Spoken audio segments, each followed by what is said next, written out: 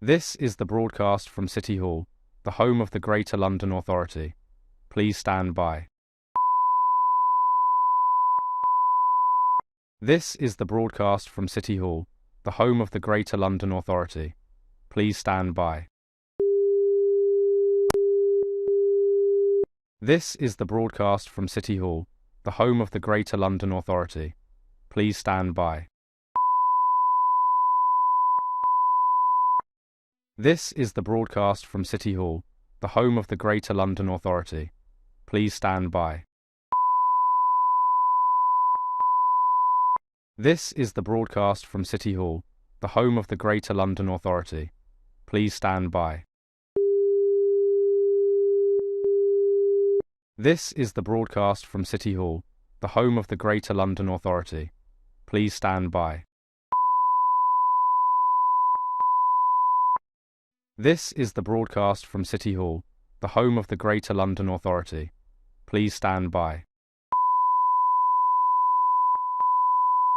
This is the broadcast from City Hall, the home of the Greater London Authority. Please stand by. This is the broadcast from City Hall, the home of the Greater London Authority. Please stand by. This is the broadcast from City Hall, the home of the Greater London Authority. Please stand by. This is the broadcast from City Hall, the home of the Greater London Authority. Please stand by.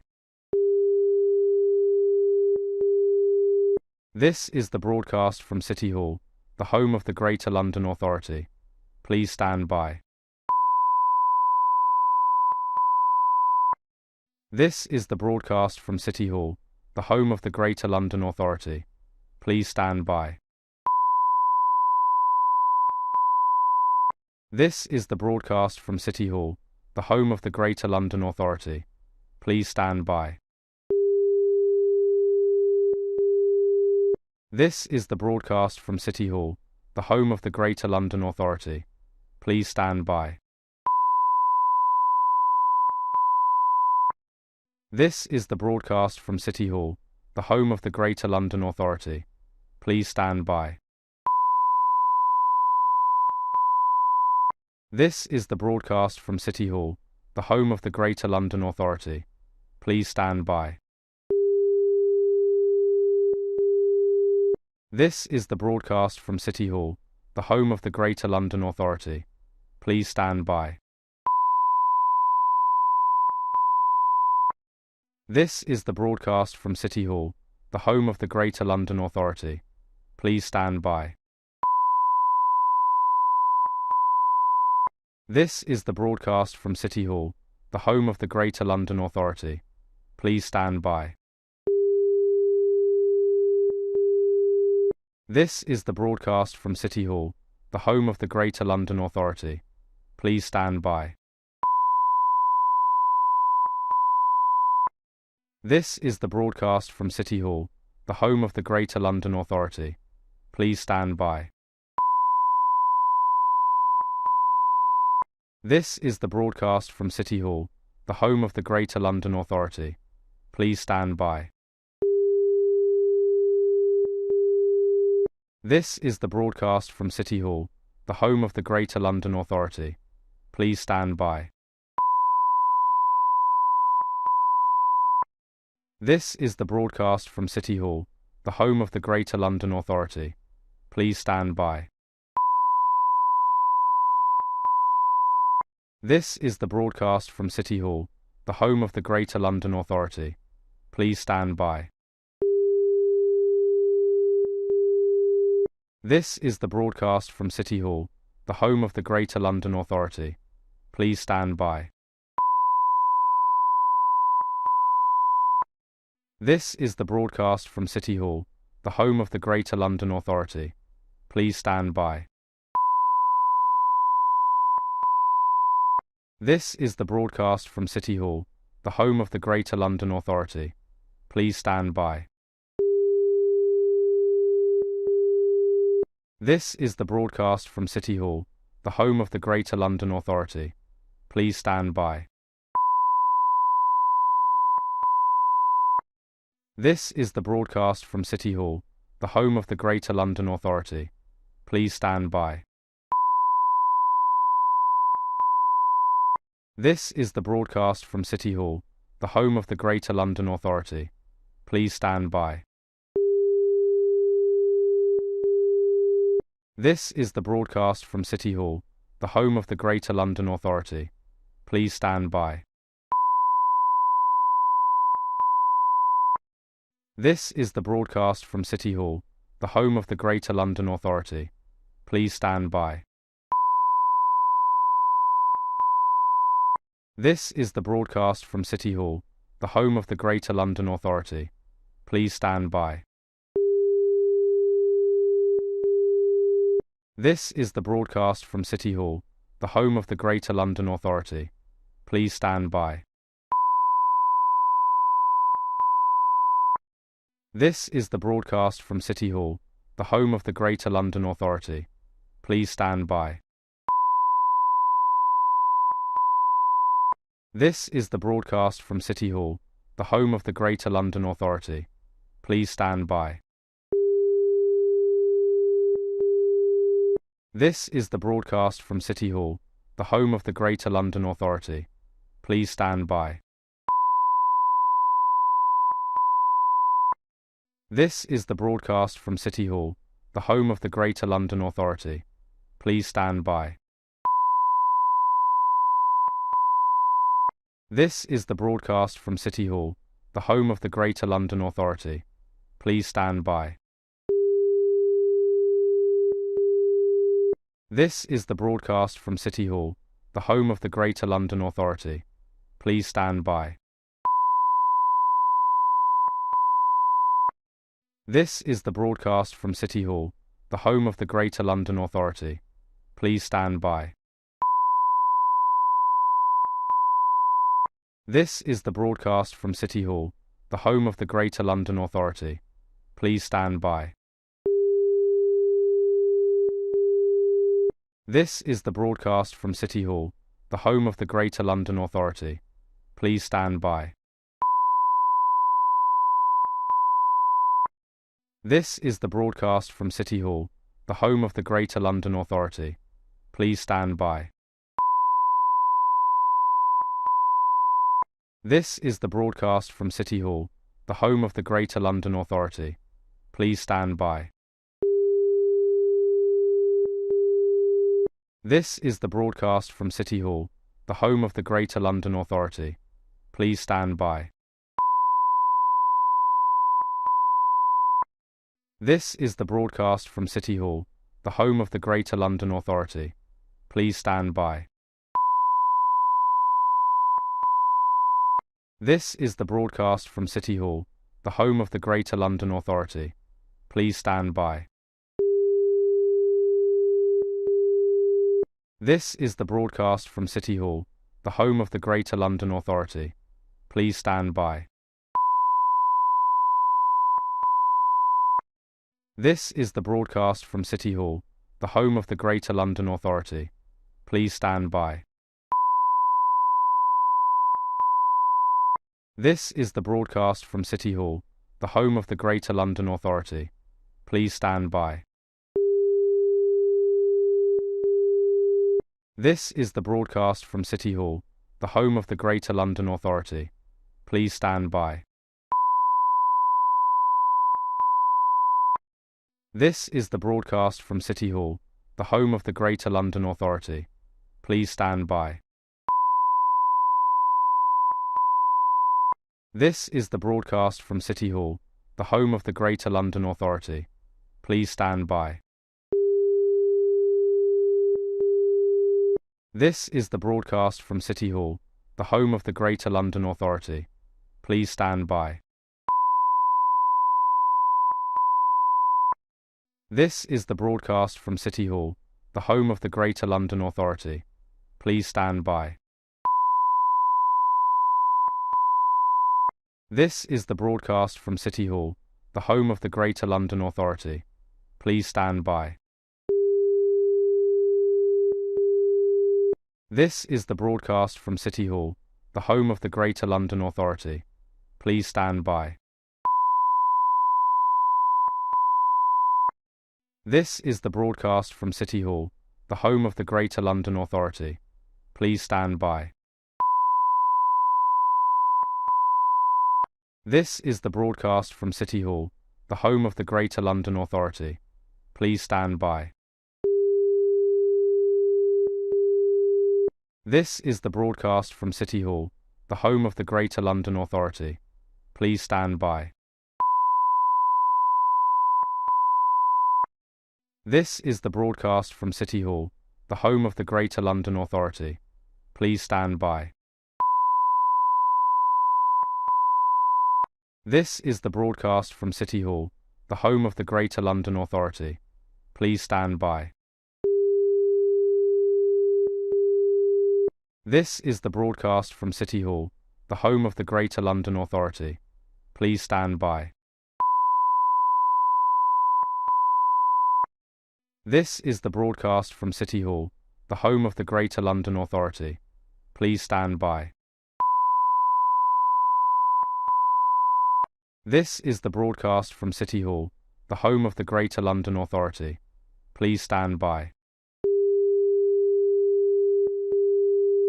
This is the broadcast from City Hall, the home of the Greater London Authority.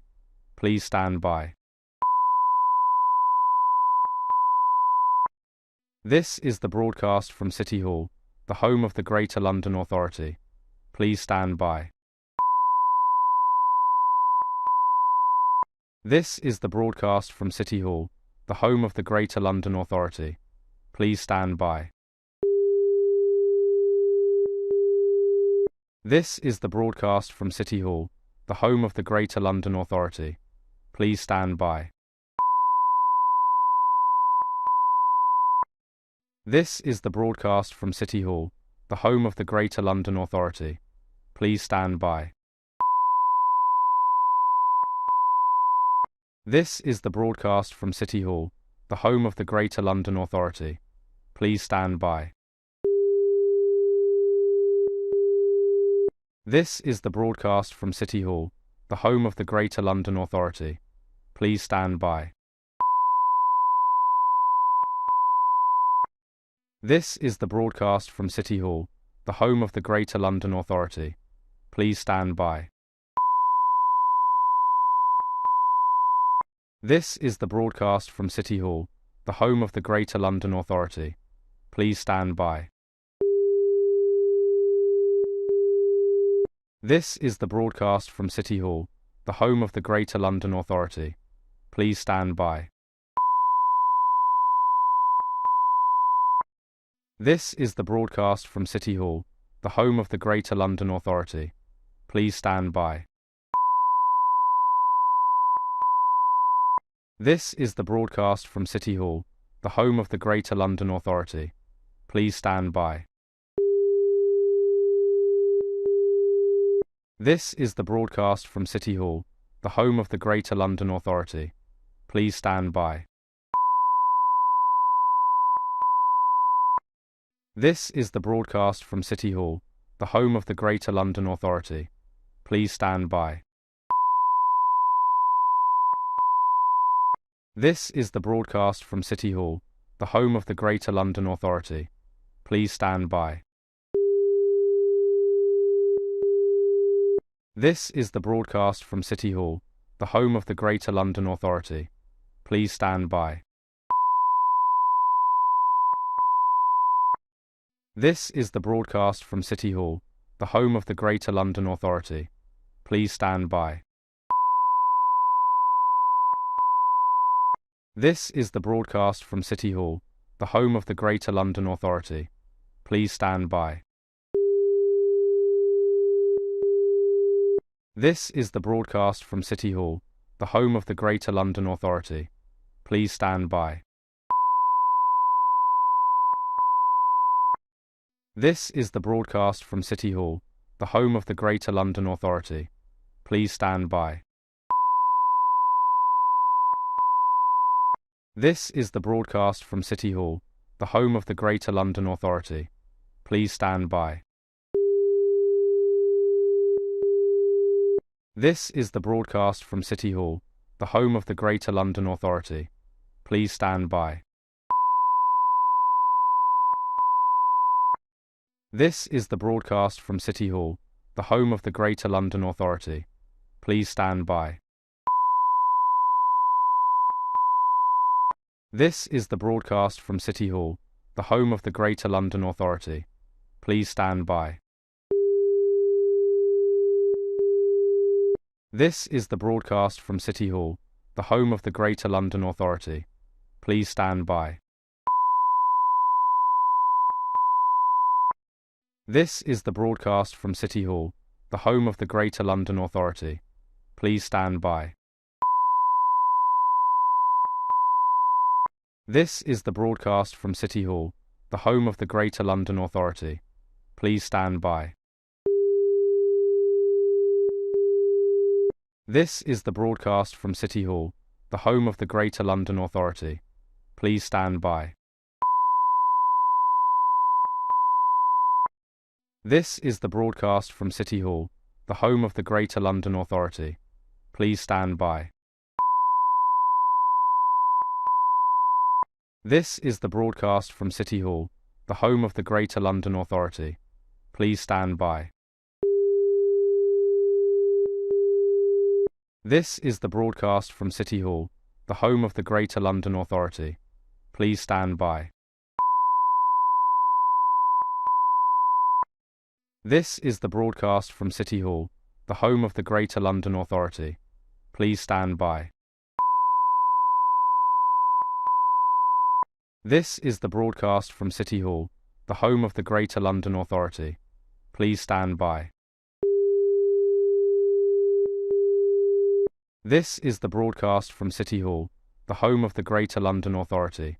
Please stand by. This is the broadcast from City Hall, the home of the Greater London Authority. Please stand by. This is the broadcast from City Hall, the home of the Greater London Authority. Please stand by. This is the broadcast from City Hall, the home of the Greater London Authority. Please stand by.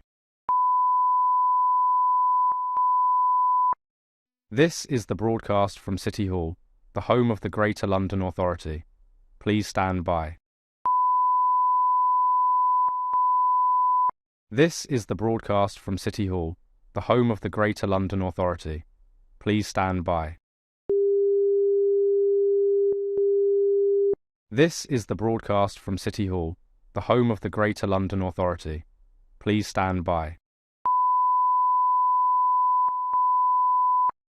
This is the broadcast from City Hall, the home of the Greater London Authority. Please stand by. This is the broadcast from City Hall, the home of the Greater London Authority. Please stand by. This is the broadcast from City Hall, the home of the Greater London Authority. Please stand by. This is the broadcast from City Hall, the home of the Greater London Authority. Please stand by. This is the broadcast from City Hall, the home of the Greater London Authority. Please stand by. This is the broadcast from City Hall, the home of the Greater London Authority. Please stand by. This is the broadcast from City Hall, the home of the Greater London Authority. Please stand by. This is the broadcast from City Hall, the home of the Greater London Authority. Please stand by. This is the broadcast from City Hall, the home of the Greater London Authority. Please stand by. This is the broadcast from City Hall, the home of the Greater London Authority. Please stand by. This is the broadcast from City Hall, the home of the Greater London Authority. Please stand by. This is the broadcast from City Hall, the home of the Greater London Authority. Please stand by. This is the broadcast from City Hall, the home of the Greater London Authority. Please stand by. This is the broadcast from City Hall, the home of the Greater London Authority. Please stand by. This is the broadcast from City Hall, the home of the Greater London Authority. Please stand by. This is the broadcast from City Hall, the home of the Greater London Authority. Please stand by. This is the broadcast from City Hall, the home of the Greater London Authority. Please stand by. This is the broadcast from City Hall, the home of the Greater London Authority. Please stand by. This is the broadcast from City Hall, the home of the Greater London Authority. Please stand by. This is the broadcast from City Hall, the home of the Greater London Authority. Please stand by. This is the broadcast from City Hall, the home of the Greater London Authority. Please stand by. This is the broadcast from City Hall, the home of the Greater London Authority. Please stand by. This is the broadcast from City Hall, the home of the Greater London Authority. Please stand by. This is the broadcast from City Hall, the home of the Greater London Authority. Please stand by. This is the broadcast from City Hall, the home of the Greater London Authority. Please stand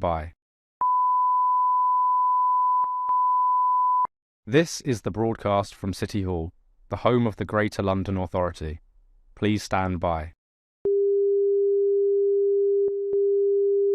This is the broadcast from City Hall, the home of the Greater London Authority. Please stand by. This is the broadcast from City Hall, the home of the Greater London Authority.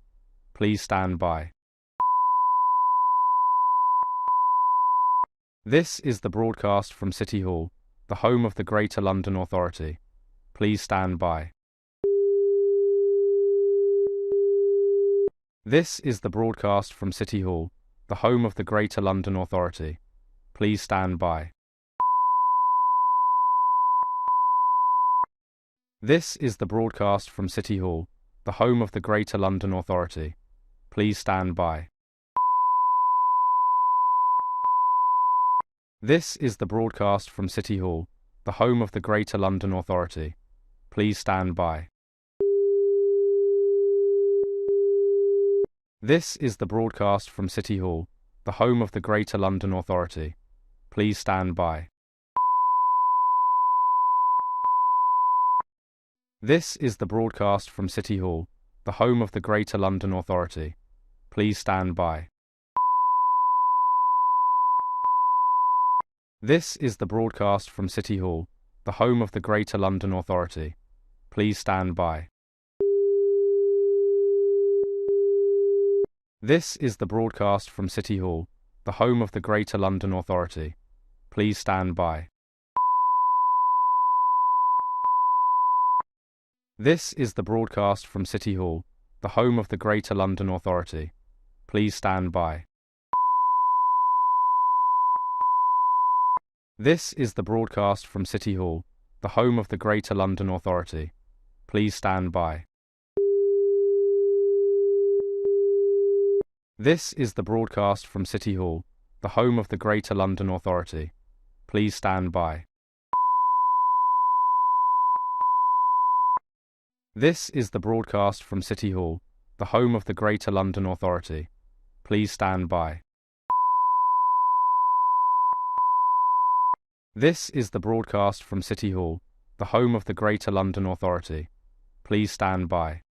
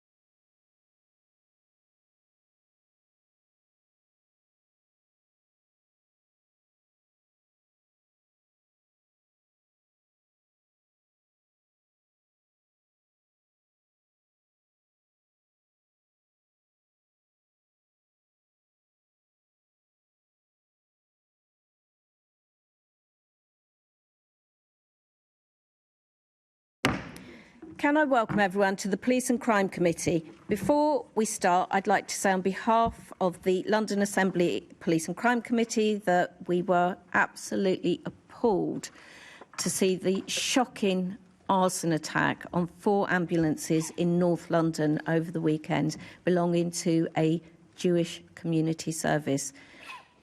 This committee stands against all forms of hate, and our thoughts are very much with the local community at this time and all Jewish people across London. This morning, we'll be holding our monthly question and answer session with the Mayor's Office for Police and Crime. Please could you make sure that your electronic devices are switched to silent mode to avoid any interruptions. Can I now ask our clerk, Lauren Harvey, if any apologies have been received? Thank you, Chair. We've received apologies for absence from Assembly Member Desai, and Assembly Member Russell will be joining the meeting as an observer later today. Thank you. Can I ask the committee to note the recommendations set out at item 2 and ask if members have any other interest to declare? Noted. Can we confirm the minutes of the meeting held on the 25th of February 2026 to be signed by me as a correct record? Can we note the ongoing and closed actions arising from previous meetings of the committee and the additional correspondence sent and received? We now move on to our main item of business, and I'd like to welcome our guests, Kaya Comer-Schwartz, who is the Deputy Mayor for Policing and Crime, and Kenny Bowie, who is the Director of Strategy and MPS Oversight at MOPAC. Welcome both. So I'll start. So our first topic is about stop and search. My apologies. Thank you, Clerk. So we will start with the awful events regarding the attacks on the ambulance. Deputy Mayor, if you'd like to make a statement, and then we will be asking questions for 15 minutes. Thank you, Chair. As the Mayor stated yesterday, the attack yesterday on 4 Hetzeler ambulances was a cowardly attack on the Jewish community. Hetzeler are a charity whose sole mission is to protect life, both Jewish and non-Jewish life alike. The Community Security Trust, Hetzeler and Shomrin are all staffed by volunteers who protect and serve the community day and night. Thankfully, there were no reported physical injuries. I visited the scene yesterday morning, and the Mayor and I remain in close contact with the London Fire Brigade and the Metropolitan Police Service. Officers remain on scene, and the arson attack is being treated as an anti-Semitic hate crime. The incident has not been declared a terrorist incident at this stage, but counter-terror police are now leading the investigation. Anti-Semitism and hate crimes of all forms have no place in our society. It is important that we all stand together at moments like this. This attack comes at a time where fears are already heightened given the global events and recent attacks targeting Jewish Londoners. Jewish Londoners are understandably scared. I've spoken to many members of the Jewish community who are fearing expressing their faith publicly, which cannot be the case. Londoners should never be cowed by this kind of hatred or intimidation. Those who seek to divide us shall not win. My thoughts are with the whole London Jewish community, who must understandably be worried and concerned. We know that hate crime comes in many forms, and the Mayor and I are continually determined to work closely with the police and community leaders to ensure our communities feel safe and are safe to be going about their daily lives. Patrols have been stepped up in Golders Green and beyond, and I would urge anyone with information to please come forward or contact Crime Stoppers anonymously. There is no honour in staying silent. MOPAC has a strong and long-standing relationship with the Community Security Trust. We want to support local communities across London to tackle anti-Semitism and hate crimes of all forms. We'll continue to work closely with them to ensure we get rid of this kind of hatred from our city. Thank you, Chair.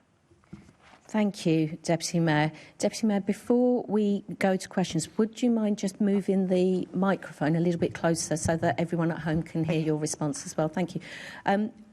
I have my first question to you is about the local community and reassurance to the London's Jewish communities. What is being done to ensure that people feel safe? As I've previously stated, we were in contact with the London Fire Brigade and the Metropolitan Police throughout yesterday, and we know that over at least the next 4 weeks, the Metropolitan Police Service will be stepping up their patrols and reassurance within the Jewish community and working closely with them and having regular contact with them, as will myself and the Mayor. Thank you very much. Assembly Member Hall. Thank you, Deputy Mayor. It is shocking, and I've also spoken to many friends from the Jewish faith, and of course they're all saying exactly the same, and I'll say it to you as well. For a couple of years now, we have had lots of protests with people screaming from the river to the sea, calling for an intifada. The anti-Semitism has been rife, and nobody has done anything about that. It is clear, and it is getting worse and worse, and has got worse and worse. The Jewish community is sick to death of we'll put in more police officers on the streets. We're with you. We stand shoulder to shoulder with you. Well, if they did, then perhaps they'd stop all this anti-Semitism that we see on our streets every single week. We should be looking after our Jewish community, and we're not. So what do you say about all this anti-Semitism we see every week at these protests? Blatant hate crime, blatant, and they get away with it. And it emboldens people like whoever it was, whatever vile creatures did that to that wonderful place. And I've visited there before, staffed by volunteers. It's an incredible service. And they don't just look after Jewish people, they look after the whole community. And of course, anybody doing that has been emboldened because all these other people every single week carry out anti-Semitic gestures on our streets, and they get away with it. What are your views on this? The Mayor and myself have unequivocally said that anti-Semitism of any form must be tackled and should be treated rightly as a hate crime. We work closely with CST, the Community Security Trust. MOPAC has a long-term relationships with CST to ensure that we work to protect particularly sites of faith of all faith. The Mayor has repeatedly said that people should be mindful of their language on protests. It's important that people recognise the impact that they are having on the wider community when hate speech is used. Deputy Mayor, the Mayor has actually said that saying from the river to the sea is not anti-Semitic. He's actually said that in this place here. I believe that was a point about the importance of wider context. However, what I will continue on with saying, Chair, is that only this December did the Commissioner say that they'll go even further, calling out the intifada and making sure, as they have throughout this, that whilst protest is important as a cornerstone of our democracy, that they will continue to do all they can to protect Jewish Londoners and people of all forms, and they tackle hate crime and have made many arrests on that basis. Can we not talk about other religions? We're just talking about the Jewish community at this point. And everybody is saying it's two-tier policing, and you can see why. When you allow people to constantly call from the river to the sea, call for intifada, nothing's done, and then when something ghastly happens like this, well, we're standing shoulder to shoulder with you. No, you're not actually, because we're not protecting our Jewish community as we should. The Mayor has repeatedly invested literally millions of pounds to make sure that he's tackling extremist views of all kind, including anti-Semitism. I know we'll be coming on to speak about this later, but through the Shared Endeavour Fund, he has prioritised making sure that we tackle and have conversations, especially about anti-Semitism, and that's been globally and recognised as good practice. The Mayor has also put in millions of pounds into the work that he's done to support community cohesion. I don't think it's right to say that one form of hate is different to another. We must tackle all forms of hate so that we can have a society that doesn't divide people. He should be calling this out more than he does. Thank you, Chair. Okay, thank you. Assembly Member Duval, did I see your hand? No. Apologies. Right. Any other questions? Assembly Member Wilson. Excuse me. Good morning. Thank you, Chair. And in a similar vein to what Assembly Member Hall has asked, we see. I know we're going to be talking about protest a bit later on, so I don't want to spend too much time referring to that now. But just to recognise, and I think it would be helpful if you or the Mayor would recognise. So I'm asking you to recognise. Do you see a direct connection between when we have those events, those protests, where people are calling for death, death, death to the IDF, or river to the sea, globalise the Intifada, those kind of things? They are inciting violence, and we'll talk later on about whether we think in that context they're doing enough to tackle that. But surely you must be able to see there is a direct connection between allowing a culture of that virulent anti-Semitism and incitement to fester. Is it any wonder when people then follow up on that and carry out an act of violence on this scale? Do you see that connection? Assembly Member Wilson, I think trying to speak to the granddaughter of a Holocaust survivor about understanding the importance of tackling hate crime is a strange thing to do. I recognise how important words are. It's part of the reason that I'm so passionate about the work we do to tackle hate crimes of all forms and bring together society. It's really important at this time that we recognise that the global events are having a particular impact on the Jewish community, as they are on many communities across London, and we must do all that we can to stand together and tackle hate of all forms. That's the same word salad we come to expect, I'm afraid. It's not answering the direct question. I asked a direct question, a yes or no. Do you see that connection? I feel like I'm not going to get an answer to that. So if I may just ask a second question quickly, and that is, what further information do we have, or are you able to release about the suspected perpetrators of this? There is a group that has claimed responsibility.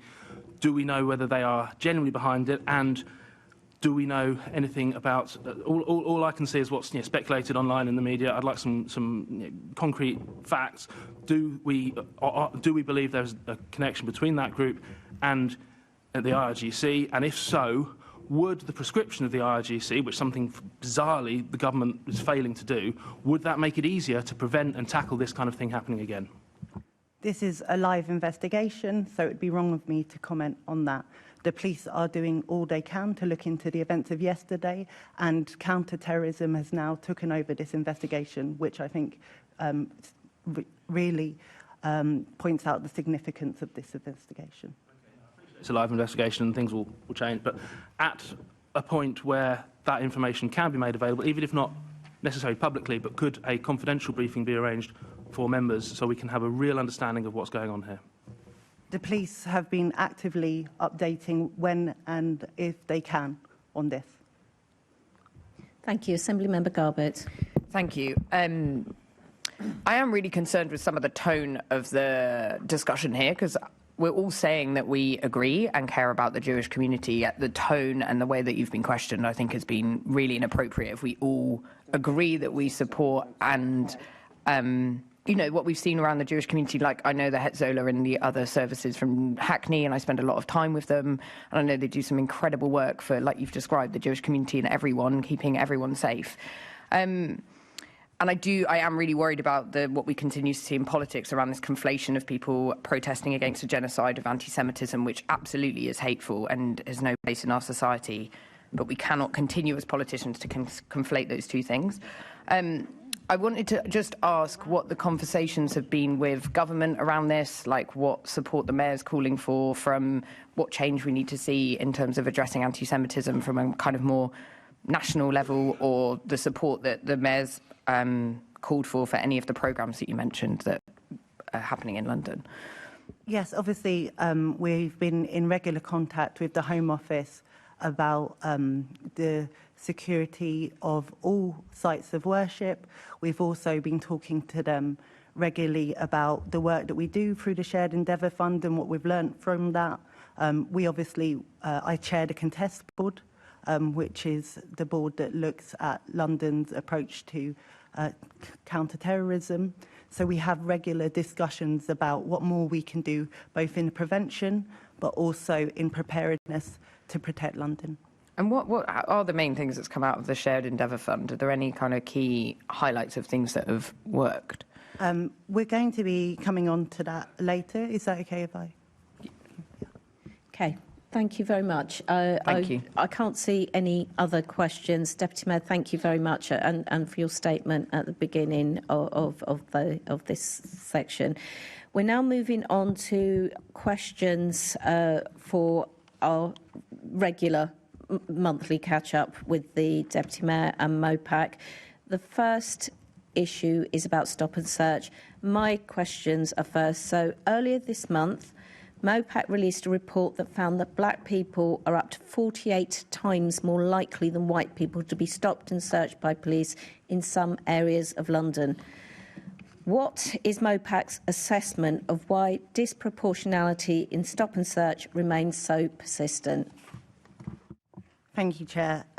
You're referring to the piece of research that MOPAC did with the King's College London, which, just to lay out the significance of this research, analysed every stop and search conducted by the Met in 2023. So that's over 150,000 records and over 17 million words.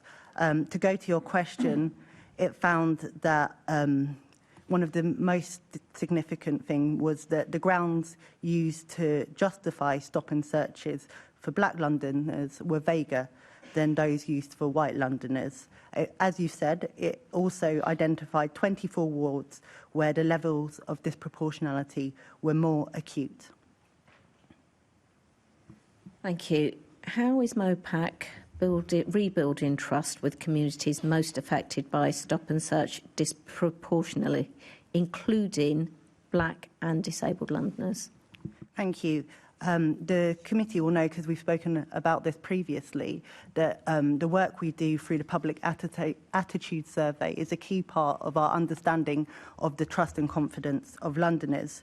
It's important that we know that obviously there are some members of the community that have less trust and confidence in the Metropolitan Police Service than others. This tends to be members who are of black backgrounds, but also we recognise the LGBT community and the disabled community as well. This research is important in this because we know that one of the key tools of the Metropolitan Police Service is stop and search, and that we haven't nailed, therefore we have a deeper understanding, a granular understanding of how stop and search is being enacted. I think what's really important to say is we also know from the research that we've done in MOPAC that conducted correctly, justly, well, a high quality stop and search doesn't have an impact on people's trust and confidence in the police. However, where it is conducted badly or unjustly, it can, we've seen the data that it can have a profound impact on trust and confidence, which is why we wanted to do this research, so that we could look at how we could tackle the disproportionality and support the police to do that, so that we can raise trust and confidence within the police force. Can you tell us how BCU commanders are held accountable where disproportionality is particularly high? And how is MOPAC ensuring that targeted oversight takes place in these areas? Thank you. We obviously have identified 24 areas, and you will have seen in the data that there's levels of acuteness within that.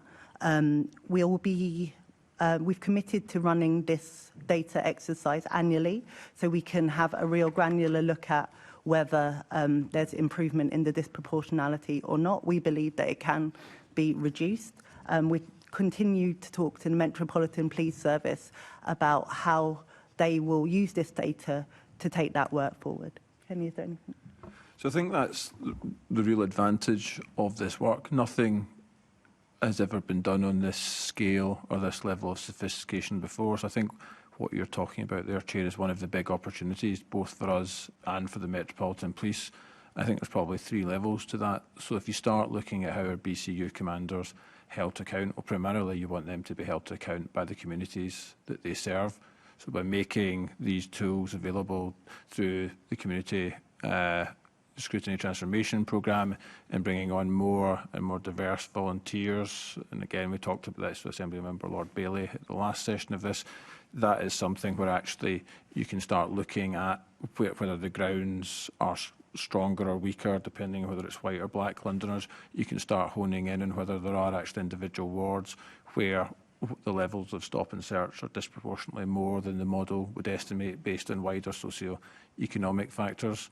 From a Metropolitan Police perspective, if you look at what Deputy Commissioner Matt Duke said at one of the LPB committees, he talked about the fact that this would allow them to get down to a much more granular level than they've ever done before, really understand the areas where they need to look at this, and actually never mind speaking to BCU commanders, you can speak to local inspectors and understand what's happening down at that incredibly local level, which I think is the first time, well, I know it's the first time, that we've ever really been able to get to that level of granularity. Now, at the moment, this is 2023 data. We're updating it for 2024, and then we'll get to 2025, and there will always be a bit of a lag with that because it will always require some of the economic data to come through. But that is really helpful. And then from us, from our perspective, I think this just allows us to really have a much more sophisticated conversation rather than just saying, well, it's X versus Y, it's this versus that. You can actually sort of say now, well, we know that, for example, in Sheen and Dulwich, here were the actual levels of disproportionate diversity estimated. What are you doing in those areas? And equally, you can start saying, well, we know the areas where the grounds for stop and search were much vaguer, were stuff around stolen property, blades, pointed weapons. Where was that happening in London? And actually start being a bit more sophisticated in the way that we speak to the Met about all of that stuff. So I think there's loads of really, really great opportunities which come off the back of this. And the Met have been really positive about this and do see this as something which is going to be really helpful to them in helping to drive that. So I would hope this is going to lead to quite a big change in the way that that oversight and accountability model works. Okay, thank you. Finally, we've just seen a period of record low homicide rates with reductions to robbery, theft and violence with injury. How will you be able to ensure that the positive momentum in the past year won't be compromised by any potential changes to stop and search? Thank you. Yes, you're right. We've seen violence with injury down 13%, burglary down 30%, and homicide down 20%. We've also seen theft from person fall 20%. I think one of the key things that we've done working with the Metropolitan Police is talk to them about their stop and search charter, the work that they've done, which has been, they talk about it as a reset on stop and search. They've given that work, they've done that work co-produced with local community stakeholders and had a blank page approach in making sure they understand what matters to people in stop and search, and enabled by doing that and the 34 recommendations that they're working through to deliver on the back of that, they're hoping to make sure that they can use stop and search ethically, proportionately, to make sure they continue to tackle things like weapons and drugs off the streets. Thank you. Assembly Member Lord Bailey. Thank you, Chair. Good morning. How are you going to make sure? So let me go another way. There seems to be an emphasis on this report on conclusion. So what came of that stop and search? How do you calculate for the fact that stop and search has a preventative element. So I used to deal with gang-involved boys. They used to carry weapons around. The only reason they wouldn't carry a weapon was because they wondered if they'd be stopped and searched. So how do you weight the idea that nothing has come from it, but the positive effects it might have had because it sends a message that the police are looking for weapons? Deputy Mayor, let's start with the Mayor. Deputy Mayor. I think that goes back to the point about the quality of the stop and search and the quality of the engagement of the stop and search. Obviously, the research has found that vaguer grounds are used than on black Londoners disproportionately to white Londoners. But it's through improving the quality of the stop and search that the hope would be that it's actually an opportunity to have a positive interaction with a young person in exactly as you say, about making sure that they can have a positive conversation about concerns about knife crime or otherwise. I don't think it's about that. I think it's about the prevalence. It's about how likely am I to get stopped. If I am carrying a weapon, how likely am I to come across the police? It isn't about a positive interaction. If you're someone who's thinking of carrying a knife, I think you're beyond that positive interaction. Go ahead, Kenny. Can I just? Yeah, of course. I think the work we've done with the Violence Reduction Unit and our work on violence and exploitation support services shows that a young person is never beyond support and help, and we should take all of the important moments that we can to have conversations with young people about making sure that their safety is paramount. Yeah, but that's not what I'm talking about.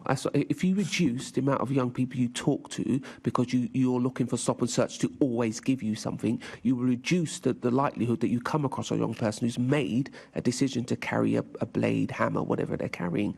And I'm a little bit worried that the direction of travel on this is to always say stop and search is wrong unless it generates something. And I just want you to give me a reassurance that's not what's happening. No, it's not what's happening. This is about making sure that stop and search can be used as a tool that is high quality, proportionate, effective, and not unfairly, disproportionately treating black Londoners differently to white Londoners.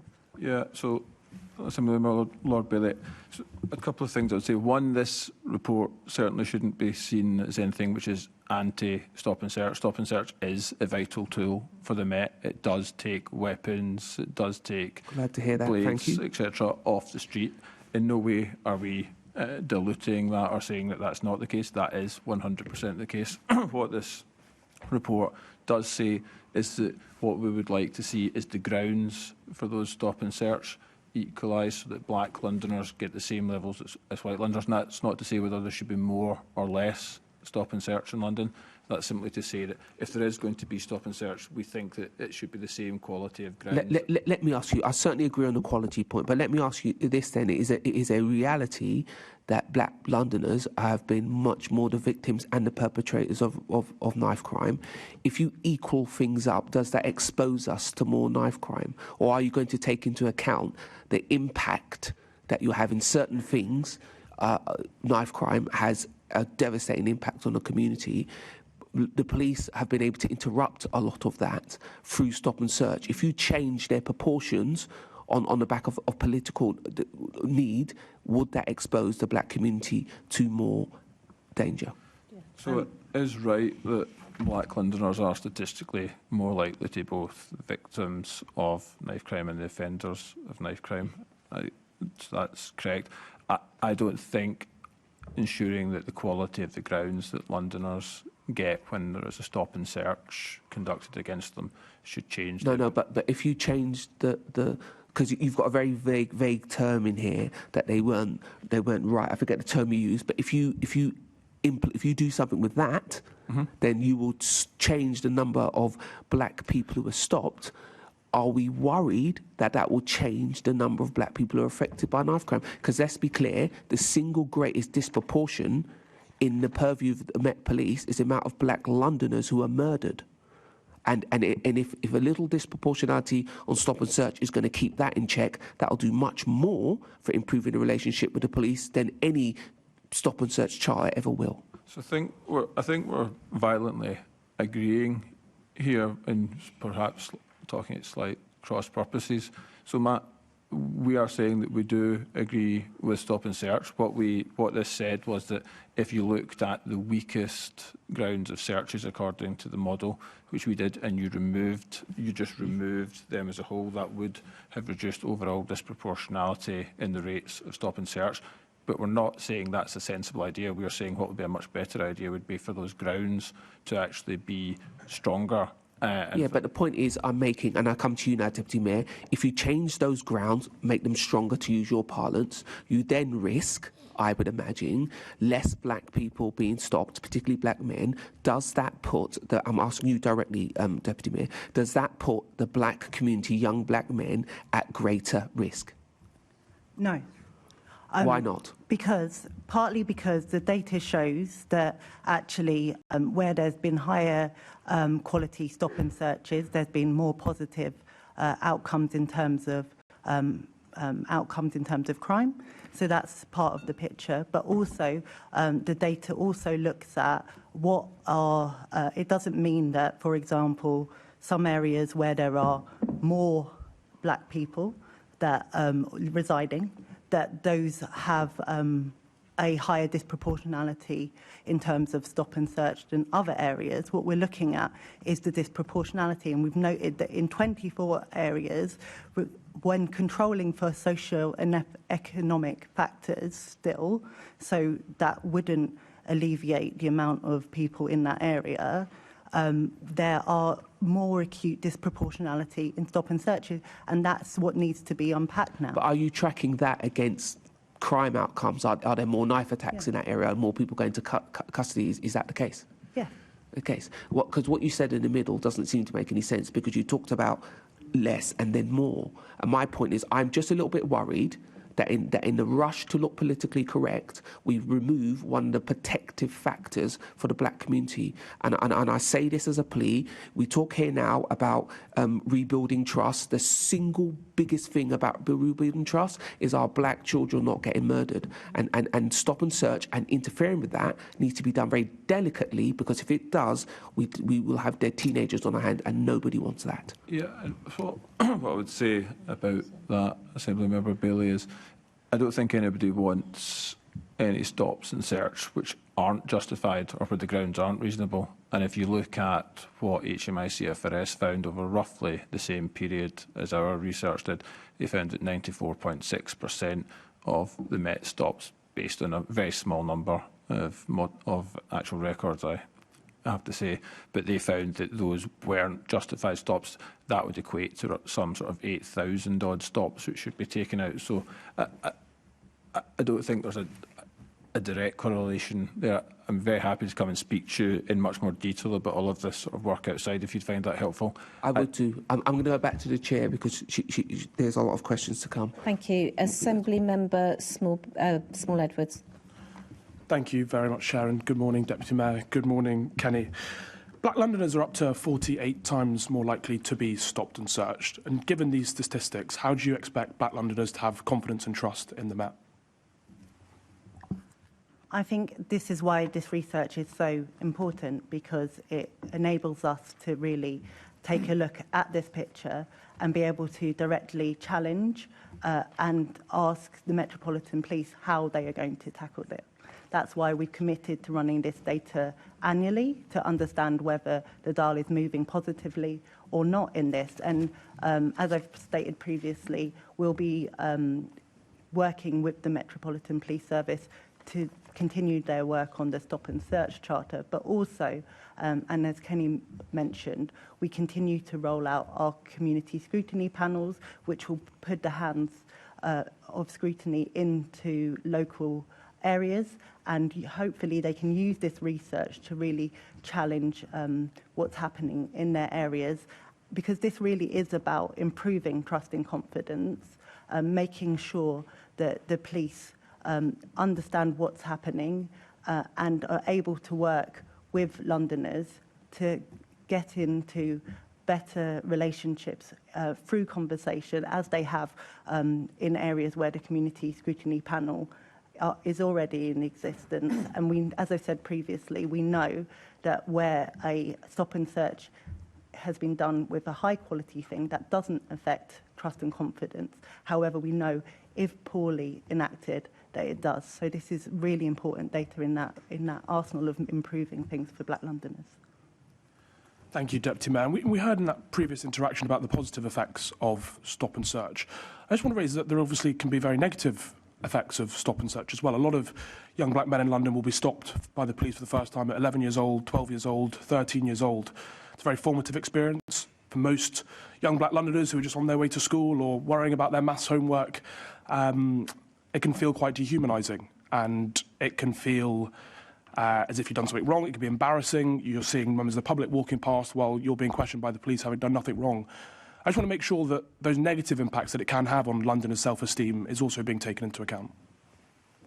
Yeah, and I think, as I said, the work that the police have been doing on the Stop and Search Charter is really important in that they've tried to make sure that they have reached out, especially to young Black Londoners in that work in devising the Stop and Search Charter, but also the work that we're doing through this research to improve the quality of that interaction will hopefully also make sure that's importantly heard as well. I think we know the disproportionality, as pointed out in this research, is something that needs to be tackled, and that's why we want to make sure that we are doing that. I mean, if I could just build on your point there, I mean, so for people, we talked a lot about people's trust in the Met, and just to bring it to life with some statistics, which people don't often do, but people who aren't stopped, their general level of trust in the Met is 74%. People who have been stopped but who perceive that as being procedurally just, it's 67%. People who are stopped but don't feel it's been procedurally just, so fair in common parlance, if you like, their trust in the Met is 24%. So that's a gap of 43 percentage points between that, which just shows the importance of actually that interaction when people do have to stop.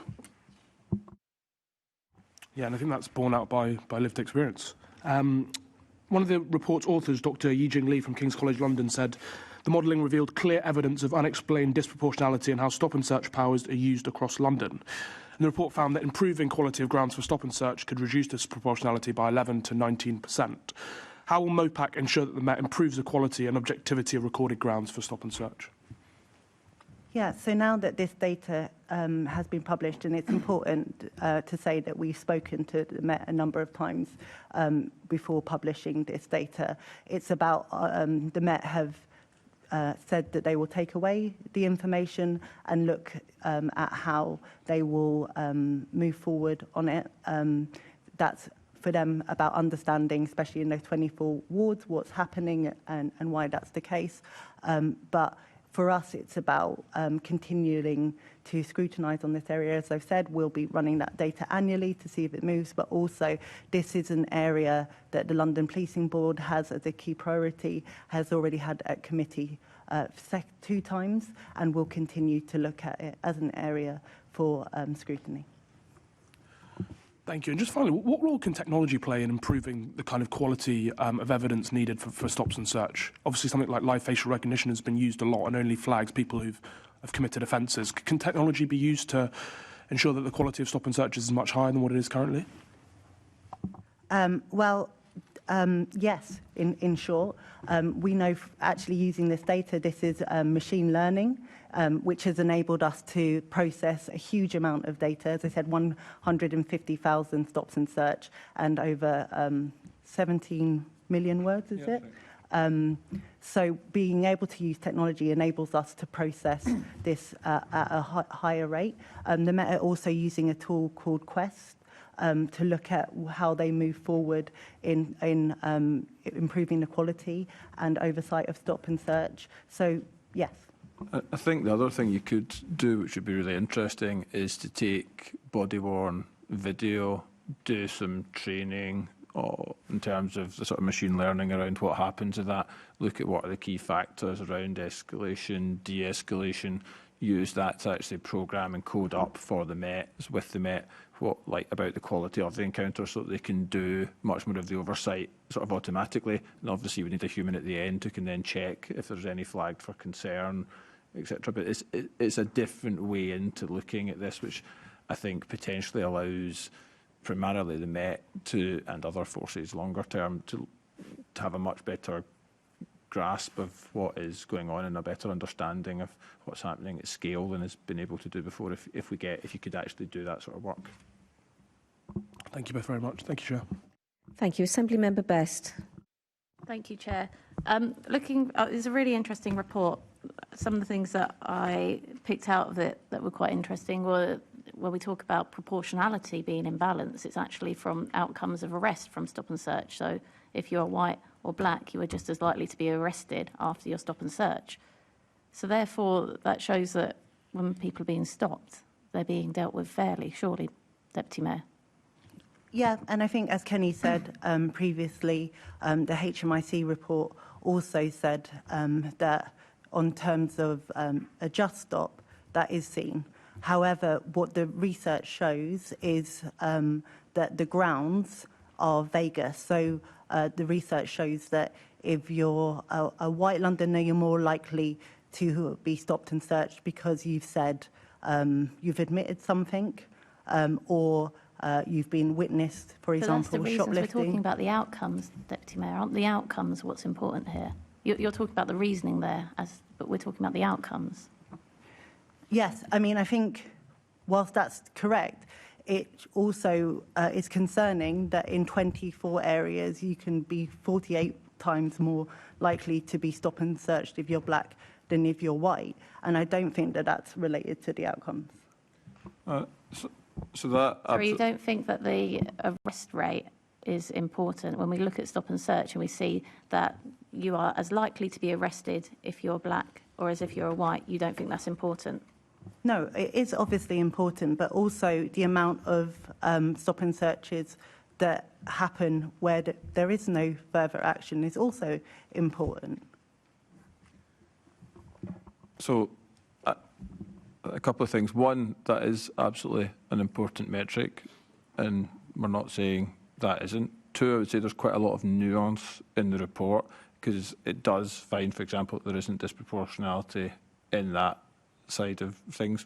That is obviously a very important matter. But equally, and if you look at some of the modelling here, just one of the really interesting things, if you take Richmond, for example, it is the area which has one of the highest areas of actual disproportionality versus what the model would have estimated.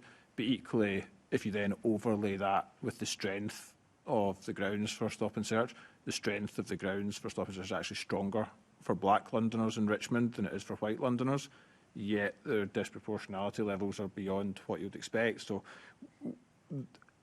we're not saying this as an end point, we're saying this is a point which allows us to have much, much more sophisticated conversations with the Met, with the public, with ourselves than has ever been the case before. Part of that absolutely has to be looking at a local level, because the stat you've rightly pulled out there is at a pan-London level, and we're saying that isn't a good enough starting point for us anymore in terms of how you look at this. Because I thought the other interesting thing is that you obviously pull out Richmond there and the importance of looking at the grounds for stops, but then you look at some of the poor performers, i.e. Hackney and Haringey seem to come out. Is it worth overlaying crime and perpetrators in these areas to see? Obviously, Hackney for some time we know has had a massive knife problem, especially within young black boys. Is that not important to the context of that? And crime data is part of what we looked at in the model. Again, it was 200 factors which there was crime data. We looked at wider socioeconomic data. We looked at even things like green space and how that sort of. I'm just, Deputy Mayor, are you not concerned slightly when, like I say, that we're not overlaying the crime on here to look? So, like I say, for example, Hackney, a poor performer, but we know historically some of the issues that have been there, and much to the points that were raised earlier, I'm concerned that a move away from how we're operating puts more people that are at risk of being victims at higher risk. So, as Kenny just said, crime is a factor and has been. Crime wasn't a factor. Sorry, the type of crime wasn't a factor in the report, so it didn't overlay the crime in the boroughs. We can come and I talk. was talking to the Deputy Mayor. Surely she knows the report. Yeah. It didn't have crime as a factor. Crime is a factor. No, it didn't overlay the crime in the borough. Do you mean the types of crime? Yes. Oh, okay. But it does look at crime overall. I don't know. No, it doesn't look at crime. It doesn't look at crime in the boroughs. It doesn't talk about the crime that's relevant to those boroughs. It is one of the factors that was looked at. No, it's not. So it doesn't overlay the crime in that borough, the types of crime in that borough. It doesn't look at the types of crime in that borough. The types, yeah. So it's looking at crime overall.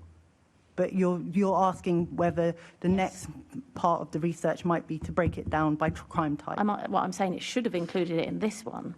Well, I mean, this is, Because I'd say it's very important, the type of crime that's being committed, and then looking at stop and search. Those things are interlinked. So if we're going to look at the outcomes, I think this is all outcomes-based, which is why I was really pleased to see that the arrest rates are the same.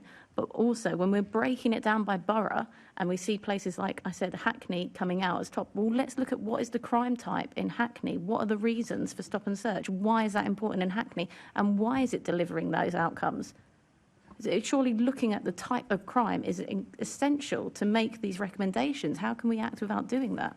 Because what we're primarily looking at is disproportionality. And I know, for example, in Hackney, you're putting the cart before the horse, and it's going to put people in danger if you don't do the work properly. Assemblymember Best, could you let the Deputy Mayor answer, please? The work that we've been doing already in Hackney, having the community scrutiny panel, is a key part of this conversation. Hackney's done a lot of amazing partnership work to look at reduction of knife crime, and that's really important. And the work they've been doing on the community scrutiny panel to look at the use of different forces has improved the community conversations with the police. I think we're talking at cross purposes on this. We're clearly not. I hope you look at it in the future. I also hope you look at it more gender specified. So, for example, I'd be really intrigued to look at the difference with women, especially is there a difference between white women and black women, to see how far these issues go and to understand disproportionality, because the report says it's not something we understand. And I think if we look further at that, the types of crime, and if we look, for example, at black women versus white women, we can start to break down what is happening and perfect those outcomes. The final question I wanted to ask Deputy Mayor is, we've seen in the report that stop and search is down almost 85% since 2009. Does that worry you? Yeah, it is 2009. It has been down. I mean, part of that, I believe, was Theresa May's big crackdown on stop and search and removal of a piece of legislation in relating to counter-terrorism. I think what that was trying to do was make stop and search better, Deputy Mayor, make sure people didn't get stopped without good reason, which is exactly what you said you want. Which is exactly what this research also enables. We've seen it. But even since, that does not correlate with when the dip happened. Even looking at those powers that Theresa May bring, that does not correlate with how sharply it's dropped. No, the dip happened primarily inexplicable through the repeal of Section 44 in 2009, which then led to a massive decrease across the whole of the country. So that's right. Then there was a best use of stop and search, which was the reforms brought in by Theresa May as Home Secretary. That's entirely right. In terms of, are we concerned about the fall in stop and search? I was asking the Deputy Mayor, though, Kenny, sorry. That's okay. Thanks. I was just saying, the Deputy Mayor politically, obviously, do we need to rehash? We all know the Mayor promised he was going to say there would be less stop and search. I'm asking the Deputy Mayor now, because we need to know politically the direction. Are you worried about the decline in stop and search? I think it's really important. No, it's yes or no. Just to, no, I'll the chair wants to go on. The question. You can say yes, no, and then give context. But you Assemblymember Best, let the Deputy Mayor answer in the way that she wants to, please. Can it include a yes or no? She can give context. I'm happy to understand context, but yes or no isn't too much to ask for. Assemblymember Best, Deputy Mayor, and then we're moving on. Thank you. I think it's really important that we recognise that stop and search is a vital tool in reducing things like knife crime and drugs. And that's why we want to make sure that we're working with the Metropolitan Police Service to ensure that they are enacting that in the best possible way. And this research, as you've said, enables them to look at the quality of that stop and search and look at how they can go further to improve that and raise the trust and confidence of all Londoners. Could you answer Thank my you. question? Assembly Could you answer member, my question now? sorry, It's yes or no. Stop and search has dropped by 85%. You said you would let the Deputy Mayor answer my question. That wasn't the question. It's yes or no. I'm moving on. It's yes Assembly or no. Member Lord Bailey. Well, can we write to the Deputy Mayor, give us some time to think about it? You can write to the Deputy No, Mayor if would you you want. write to Assembly committee? Member Lord Bailey. I'm finding this a little bit. My worry, Deputy Mayor, is that all of the reforms have led to a reduction in stop and search.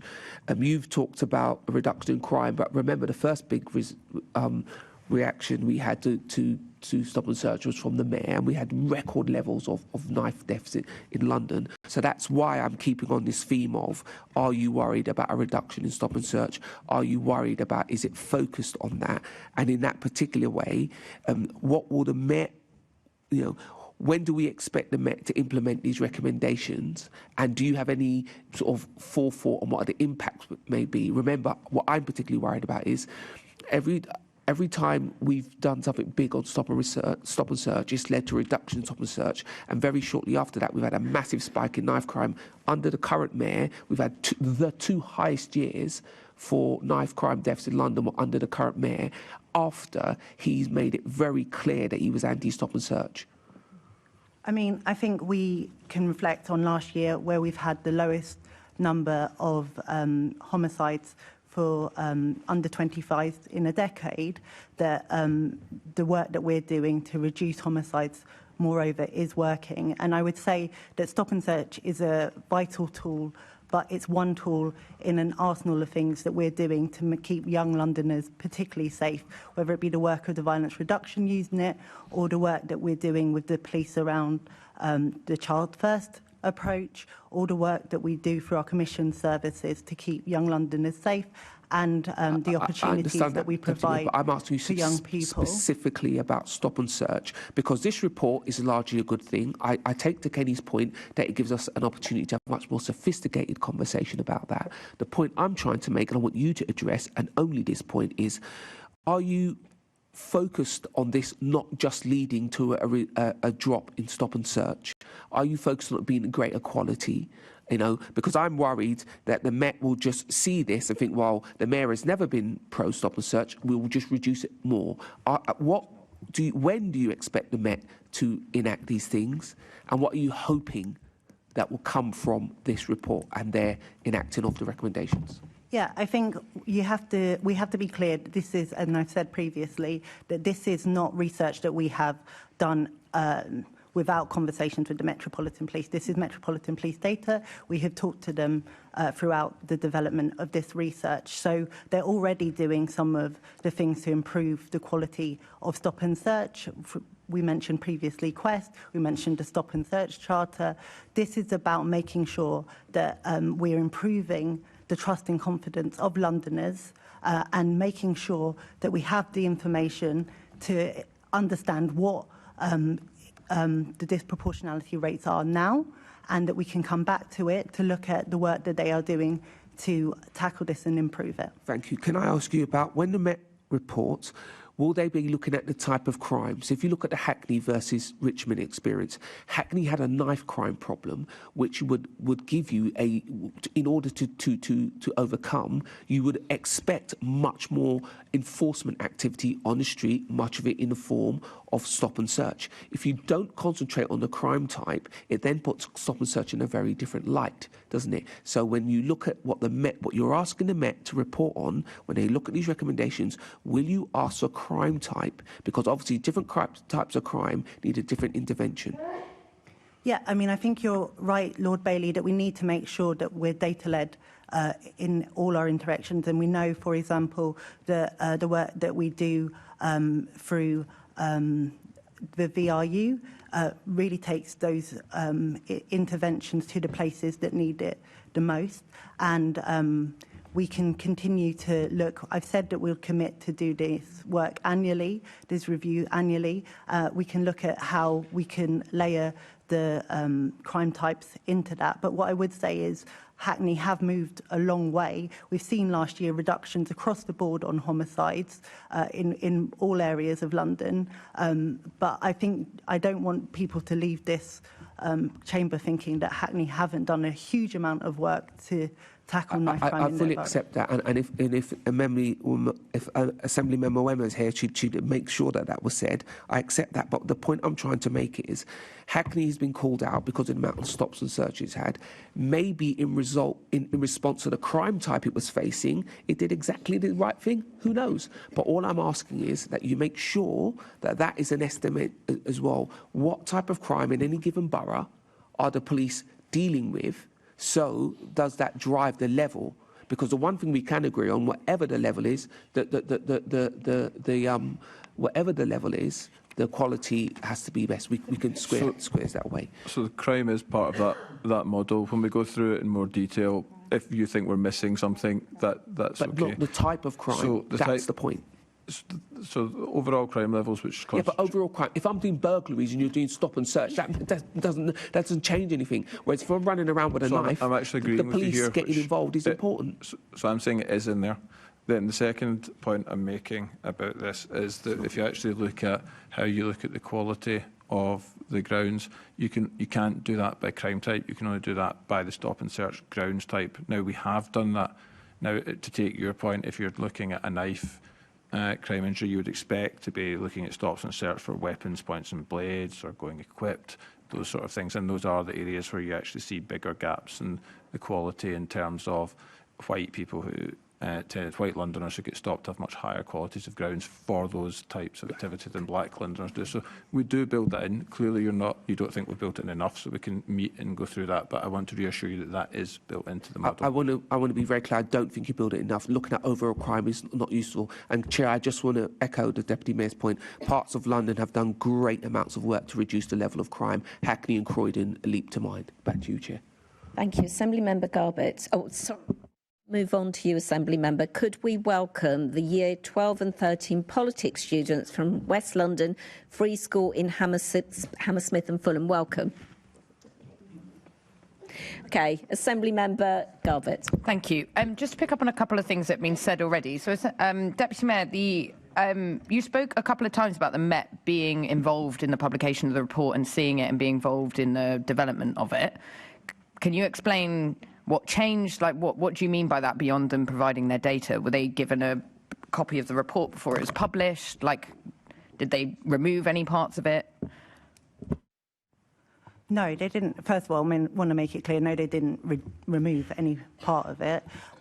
No, we've been having, obviously, they shared the data with us, but we also have a meeting with them called the Holborn Group, where we look at data and insights. It's only called the Holborn Group because the first meeting was in Holborn, where we look at what we're looking at in terms of data and insight and oversight and the work that they're doing.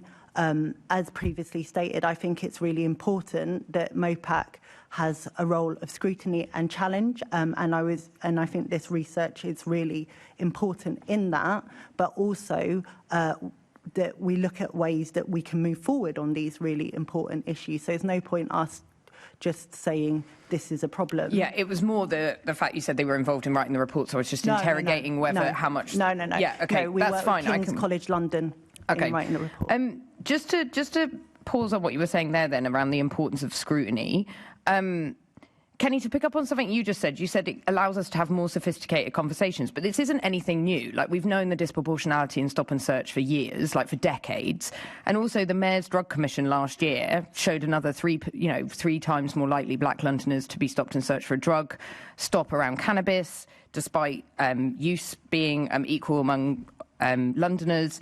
I just find it a bit frustrating that we're saying, oh, this is more sophisticated and more helpful when we've just, the 30 patterns of harm go into the fact that this is an area that probably needs kind of urgent addressing. And I just find it frustrating that, last year we sat here with them when I questioned the Met around the changes they were going to make from the Drug Commission. They basically said, oh, it's all stuff we've been doing already. I don't think it's really going to change what we're doing.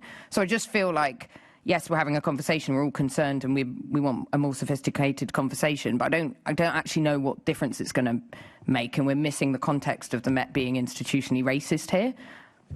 So what I would say, and this is something that my predecessor shared with me before I started this role, is that it's having this huge data set enables us to have that granular detail, so that we're not talking about kind of possible, what are the other factors.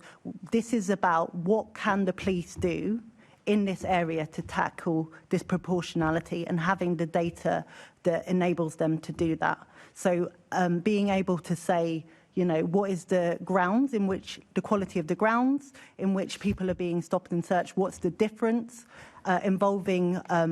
we involved many volunteers in that work.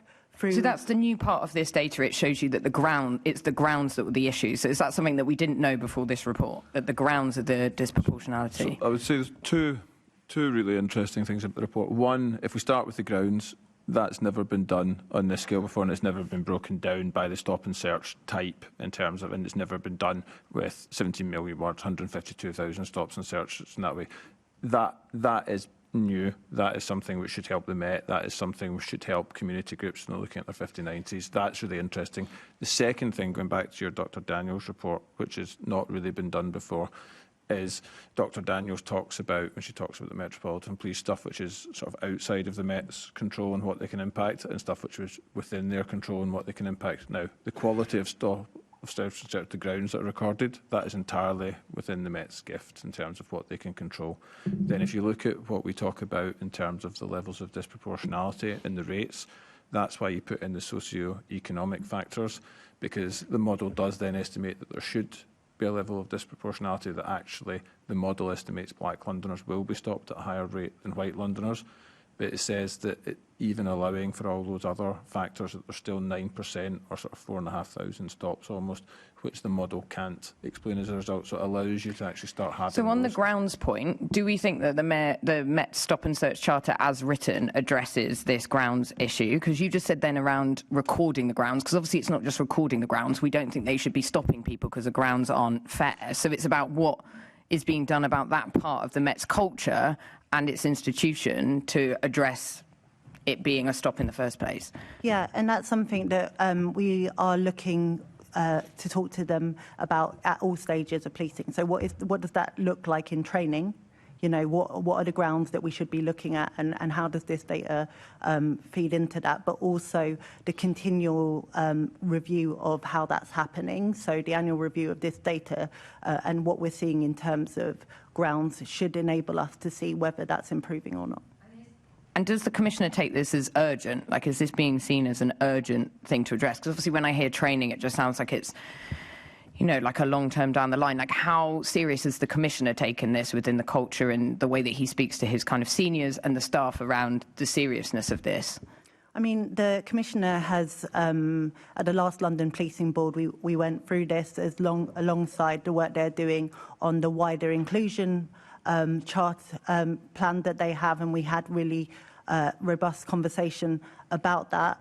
I think the Commissioner has committed to making sure that the Metropolitan Police Service is an anti-racist organisation, and this work is done to support them in doing that. And has he apologised to black Londoners about this disproportionality?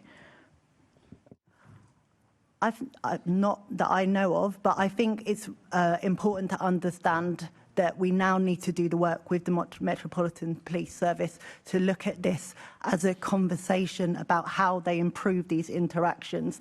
I think that he recognises through the work that they've done on the Stop and Search Charter that there needs to be a reset in the conversation about stop and search.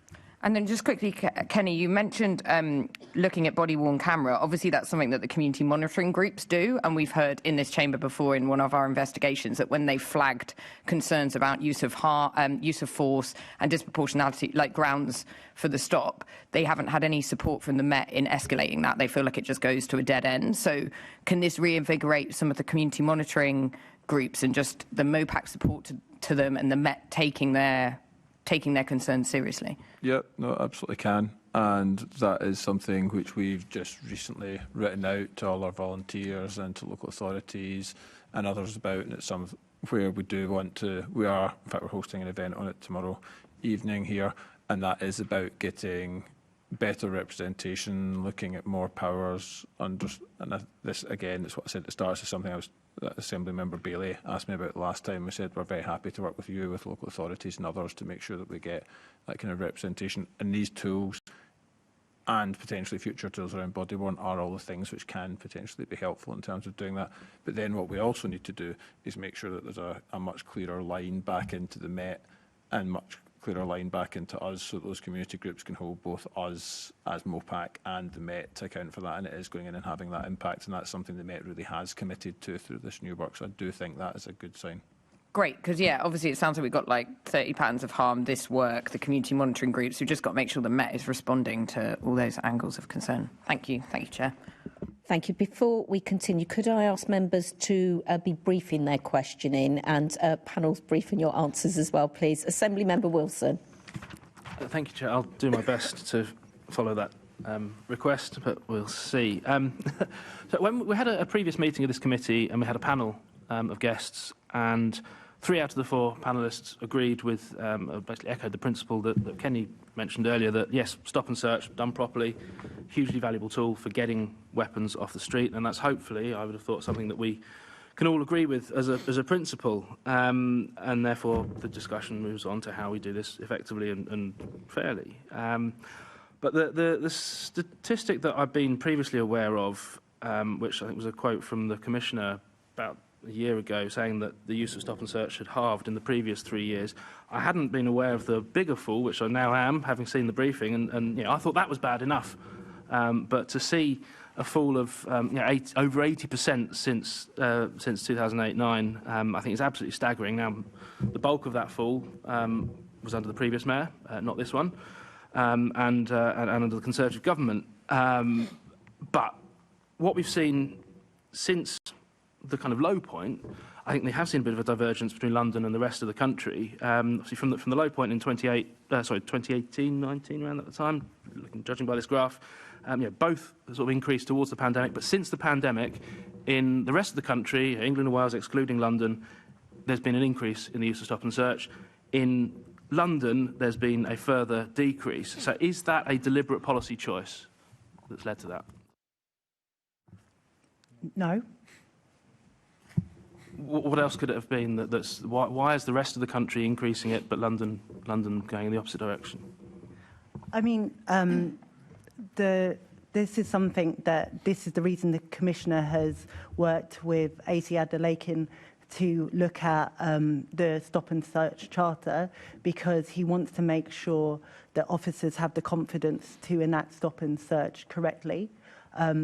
I will say as well that we need to obviously be focused on the outcomes, and as I've said previously, we've seen significant decreases on many crime types, theft from person, robbery, homicides. So one doesn't necessarily beget the other, and as previously mentioned, a major drop in the use of stop and search was after the removal of Section 44. So that's really important to consider in this context. But this, as I've said repeatedly, this isn't about us wanting stop and search to decrease. We want to make sure that it's being enacted positively and fairly, and that this is a thing about us improving trust and confidence in the Metropolitan Police Service. I welcome the mention of the word outcomes there, because as Assemblymember Best mentioned, one outcome is that the arrest rates are not statistically significantly different. So that seems to be the most important outcome, but there we go. No, I appreciate the findings of the research, and it's very interesting to look at all this. But I guess I'm keen to kind of understand what happens next. And just go back to what I said earlier. Since the pandemic, elsewhere in the country, it's going up. Here in London, it's going down. My concern is that with every time this gets raised as a discussion and the way that the discussion is framed over these questions of disproportionality rather than the principle of getting weapons off the street and those arrest outcomes, my concern is that this is used as an excuse to reduce stop and search, not a mechanism for improving it. Now, you may or may not think that's a fair interpretation, but could you at least understand why it comes across like that? No, I don't think that that's a fair interpretation, because I've repeatedly said this isn't about reducing stop and search. This is about improving stop and search and raising the confidence of Londoners. I think, as Assembly Member Small-Edwards said, there is real harm in this being enacted badly and not having the outcomes we all want, which is the crime reductions that we have seen over the last year that we want to continue to build on. So just a bit of context is that London's numbers might be going down. It still has the fourth highest. We still have the fourth highest rate of stop and search in the country after JMP, Merseyside and Cumbria. I think stop and search, as Deputy Mayor has said, is an important tool. It's about giving officers the confidence to use it in the right way. We don't want this report to be used in any way which undermines officer confidence. What we are saying is we do think there are tools and learning which can come from this about, one, the quality of the grounds, and two, looking at areas where, well, why is the rate of stop and search so disproportionately high when actually the model would estimate and say that it really shouldn't be. That I don't think that's about trying to do down or diminish the importance of it. I think that's about what various politicians have said over the sort of years about having a better understanding of it and making sure it is used effectively but also appropriately. My final question then, and back to Deputy Mayor, if I may. So if this report and the recommendations within it can be used effectively to improve the way that stop and search is conducted, can we expect to see those numbers in London go up and it be a tool that is used more, not just more effectively, but more as a way of getting those weapons off the streets? Or will we continue to see that decline? Because I think that will be the proof of the pudding as to whether or not those previous comments about recognising the value of it as a tool, will we be increasing the usage of it if you can get it right? I mean, that's what we want to work with the Metropolitan Police Service to understand, is they've laid out their charter. They're now looking at the delivery plan for that charter and how they are going to move forward and hopefully use this data to improve the quality of those grounds, but improve, most importantly, the crime outcomes for Londoners.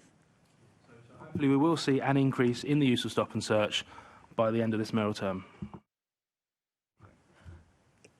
For me, it's not really about whether stop and search goes up. It's about how the crime outcomes are happening. We've seen last year the lowest ever homicide rate, the homicide rate go down for under 25s in a decade. That's what's really important. For me, it's about making sure that, mothers aren't losing their sons and that we have a safer city for all. Thank you. Very quickly, Assembly Member Small-Edwards. Thank you. Thank you, Chair. And I would say I agree with outcomes being the focus. I think the outcome that should be focused on is not the amount of stop and search in London, but the amount of murders in London. And we've seen the murder rate in London at the lowest since records began. There's been points made by a couple of Assembly members about the arrest rate being similar between white Londoners stopped and black Londoners stopped, and that potentially being a justification for the huge disproportionality we see in people being stopped. My argument would be that actually the arrest rate being similar is probably an argument in favour of white Londoners being stopped more, and the fact that there is this huge disproportionality in the amount of people stopped who are black and white not being justified if the arrest rate of those being stopped is very similar. There's also been a lot of discussion about crime and knife crime and murders, but also a big grounds for stop and search is drugs. And we know, as Assemblymember Garbutt said, that drug use is very similar between white and black Londoners, and yet the stops are very disproportionate. Do you think this could be a justification for greater stopping of white Londoners, particularly where it comes to drug offences? I think what's really important, and what we've seen in the data, is that the grounds on which people are stopped and searched are felt to be fair.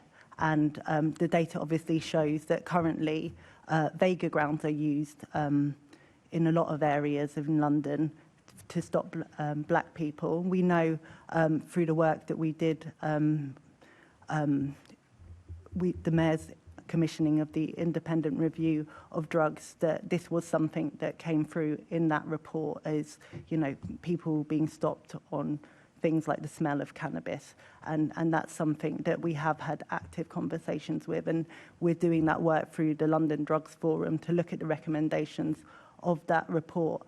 I think overall, and as you rightly said at the beginning, the importance is that we get better outcomes in terms of crime.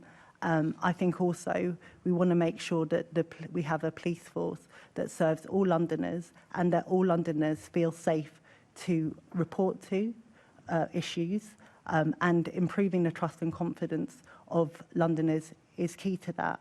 And that obviously we know that the confidence rates on the back of a bad stop and search can affect a person profoundly, and therefore they might be less likely to report an incident going forward, and that's what we want to tackle. Thank you, Deputy Mayor. Thank you, Chair. Thank you. And even more quickly, Assembly Member Lord Duval.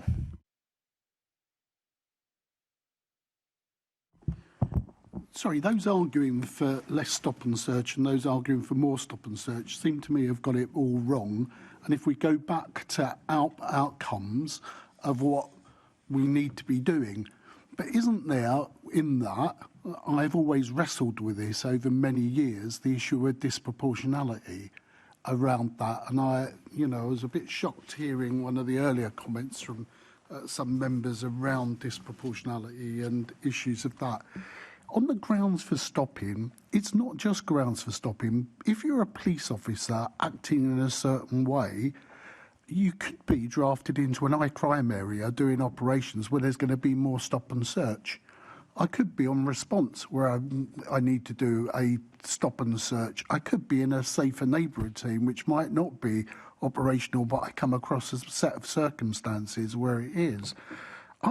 Does the report in detail go into that sort of granular detail around that?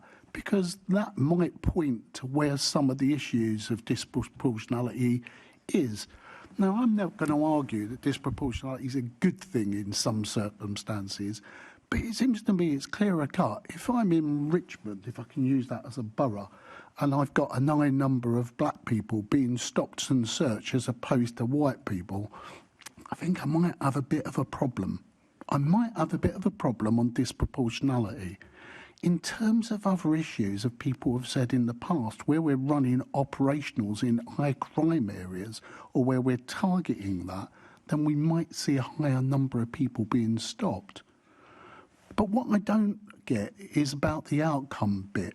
Again, so if I can pause a young person from picking up a knife and put it in their pocket, thinking that they may be stopped and searched in an area, that seems to be a good outcome, but I can't measure that because I'm measuring it on outcomes of what I might find. And that's for all those pro-druggy people that say, if only we stopped, we could get these numbers down because we're stopping people because it's just a little bit of cannabis. Actually, the criminality that arises around the drug trade and that little bit of cannabis causes misery and mayhem for families and for people and for victims who get caught up in all those issues. So I have some difficulty when we have these reports that don't take us a little bit further on with that conversation and a little bit more understanding about some of those issues. And again, when people quote ACME, and I think we're quoting ACME a bit unfairly, because it's not just the high crime area, but it's an easy one to latch onto, when you know, in terms of neighbouring boroughs, or I can pick boroughs in the south of London as well, where there are also high crime trends, but we're not seeing the level of activity. Should I be praising that borough for the level of activity in terms of what they're doing to suppress crime? And should I be questioning some of our leaders in other areas about saying, well, actually, you could be doing a little bit more? There's a lot there, I know. Definitely.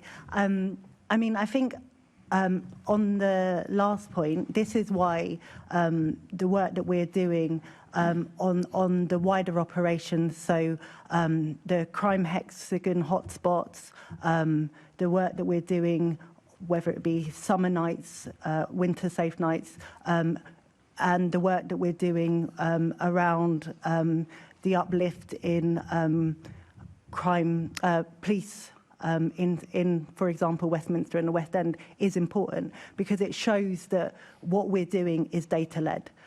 We're looking at where we invest both our understanding but also working in partnership with local authorities, the police, businesses and the community moreover in a targeted way to reduce crime. I think I just want to clarify on the previous point around drugs. One of the issues is not possession, it is the suspected smell, which is obviously a lot vaguer than possession. And this is something that the research on the vagueness of the grounds, it's important to understand because we understood from the data that that white people were more likely to be stopped when they had admitted that they had something, where they were visibly seen to be involved in a crime, and then stop and search. Whereas the data shows that the vagueness on black searches was vaguer than that. Someone acting evasively, for example, and that's what we want to tackle. And can I also similarly remember, Deval, we're not going to sit here and pretend that this research answers every single question about stop and search, and we're not going to sit here and pretend that we can't improve this further. And when we come and speak to you all about it, we're very happy to take on board any of your things. I mean, for example, the Holy Grail would be that you actually look at disproportionality against your available population, so the people who are actually on the street at the time versus what's happening versus your census population. We get that. That's virtually impossible. So this is the best that we can do within this, and it's the first time it's ever been done at this sort of scale. Should you be praising people for deterrence? We all know that is a driver of crime. We all know that'll be a driver of whether people carry a weapon, don't carry a weapon, etc., etc. How do you measure that as an outcome? I don't know. Can you ever attribute something like that solely to stop and search versus to some of the wider educational or youth work, or indeed some of the wider improving the economic prospects of people in it, so that actually they don't end up having to go down that road in the first place? Probably not, if you're being entirely candid about it. Do you sort of say, well, when people are in a high crime area, is that factored in, is it not? Well, that would be factored in fact, and I have looked this up, there are 58 variables related to crime in our model, and we can go through that. But there's, for example, just being in a high crime area by itself isn't a good enough reason to stop somebody, and that is one of the areas when you look at the quality of grounds, you see black people are much more likely to get well, this is kind of known for weapons, so we'll just stop this person. That doesn't feel right to me. Would you expect to see higher levels of stop and search overall, probably in a high crime area? Yes, you probably would. Would you expect to see that as a justification in itself for a young person walking down the street? Probably not. So that's what I mean about we're not saying this research is the answer in itself, but we are sort of saying those conversations that you want to have, therefore, about, well, I live in Lambeth, so say Lambeth and Southwark have two different outcomes, or this, that and the other. Actually, that should be a really good thing for the BCU commander to be able to have that much more sophisticated conversations about what's happening here versus here, and being able to understand that a bit more. So in terms of age then, around that, because I think on the last spike of knife crime, I thought one of the trends I picked up was older people, not younger people, that were being hurt and murdered through knife crime as a trend, which was an issue. So that would counter the ages of stop and search in certain areas if that's what was following on the back of an aftermath of a knife crime. I mean, just in terms of No, I'll leave it there. But, Chair, maybe that we could compile a list, as the other Assembly member did, of other questions that we might want to ask you in detail, because I think it would be very useful to follow up some aspects of this and how it's taken forward. We're very happy to do that. And also, as Kenny has said previously, we're happy to go through the data and have a wider briefing as well with members. Sorry, there was just a very quick one I want to leave with that. So when they talk about technology and we talk about body-worn cameras, and then it talks about using body-worn camera evidence, I thought they were doing that. And I was a bit shocked to read in that, whether it was an interpretation of the report or not, of thinking, well, actually, what were they doing then? Because I thought we were doing that from day one, of looking and reviewing and learning from body-worn camera evidence in terms of stop and search. So they are doing that both inside the Met with something with their qualitative encounter stop and search model, and the supervisors doing that more generally, and also the community monitoring groups are doing that. What I think would be new and novel, if we were able to do this, would be to code up on the basis of a high number of stop and searches and actually be able to automate that, which would then be able to flag potentially some of the ones around interest because of escalation, de-escalation or other practices during a stop, which would then be able to proactively sort of flag some of the videos which they thought warranted deeper inspection by some of the supervisors in the Met or by other people in that regard, so that the people's time and focus is used in the most productive way possible. Thank you. Thank you. And also, so that the committee is aware, because this issue is so important and the research itself, it has been quite innovative. I have asked MOPAC to organise a briefing for the committee. Now, whether that's before the local elections coming up or after that's for, you know, that's for a later decision, but there will be a proper briefing and more detailed questions can be asked about the research and its findings. Thank you very much. We are now moving on to the policing of protests. I'm hoping we can get through this relatively quickly, at which point, if we do have time, we will have a break. So, Assembly Member Hall. Thank you. Did the Met consult the Mayor's Office of Policing and Crime on its request to ban the Al-Quds March on the 15th of March? No, the Met didn't consult us. That's a decision for the Home Secretary to take. No, I know that. You mentioned earlier that MOPAC is scrutiny and challenge. I just wondered. So, yes, I did note that Kenny was nodding at that. But anyway, did they consult the Mayor? So obviously we get regular updates on operational matters, and yes, we were told that they were looking at this, but this is obviously, as I said previously, a decision for the Home Secretary to take. Yeah, I know that. So what was the Mayor's view on that ban? Because I didn't catch him commenting on it publicly. The police force told us that they were concerned about the threat of violence and disorder, and that they were taking that information to the Home Secretary to decide whether the march should be banned. However, I think it's important that the march, there was a static protest that was enabled by the Metropolitan Police Service. Yeah, we know that. But what was the Mayor's view? Did the Mayor agree with it? Well, the Mayor obviously understands if the Commissioner of the Metropolitan Police Service is concerned about a high level of violence and disorder, that he has to take the steps that he feels he needs to move forward to talk to the Home Secretary about taking that decision. Good. And you agreed with that decision too, did you, as Deputy Mayor for Policing and Crime? I think if the Commissioner of the Metropolitan Police Service says that they are so concerned about the level of violence and disorder that they want to talk to the Home Secretary about how they move a march to a static protest, that's understandable, yeah. Good. I happen to agree with it as well. I'm jolly pleased it was. I mean, there's other things that I think they should do. Do you think they should ban the IRGC? That would be prescription, which would be a decision for the Home Secretary. Yeah, no, I know. I'm asking, you are Deputy Mayor for Policing and Crime. What do you think? I think it would need to go through a process where the evidence was reviewed and go through a prescription process in which would Yeah, be but you must be concerned legally... about this with all these marches. What is your view? What is your view about this? My view is that it's important in a democracy that we're able to have protests and that we have a system that enables that to happen safely. I think that it's really important that those protests are done in a manner that is peaceful and gets their views across. I believe that on all stances of a protest, but I also think it's important that those involved in those protests are conducting themselves in a peaceful manner. Yes, which of course we've seen many occasions they don't.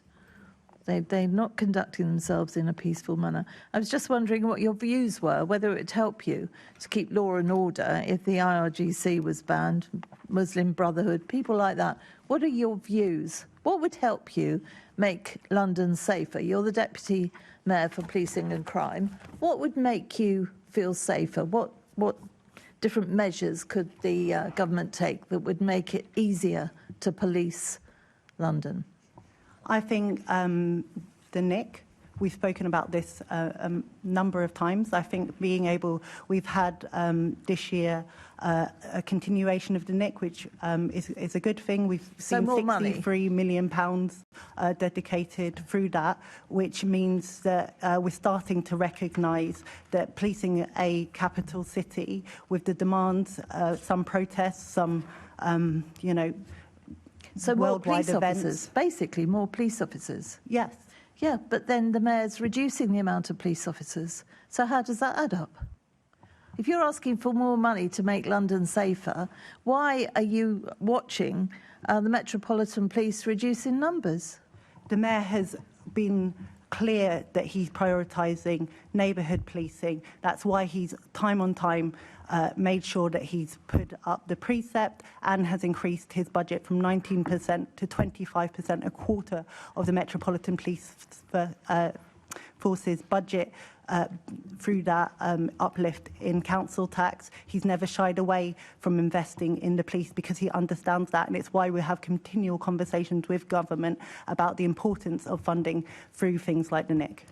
For time reasons only, for your sake, Chair, I will stop. But I will come back to this because what you say actually doesn't add up.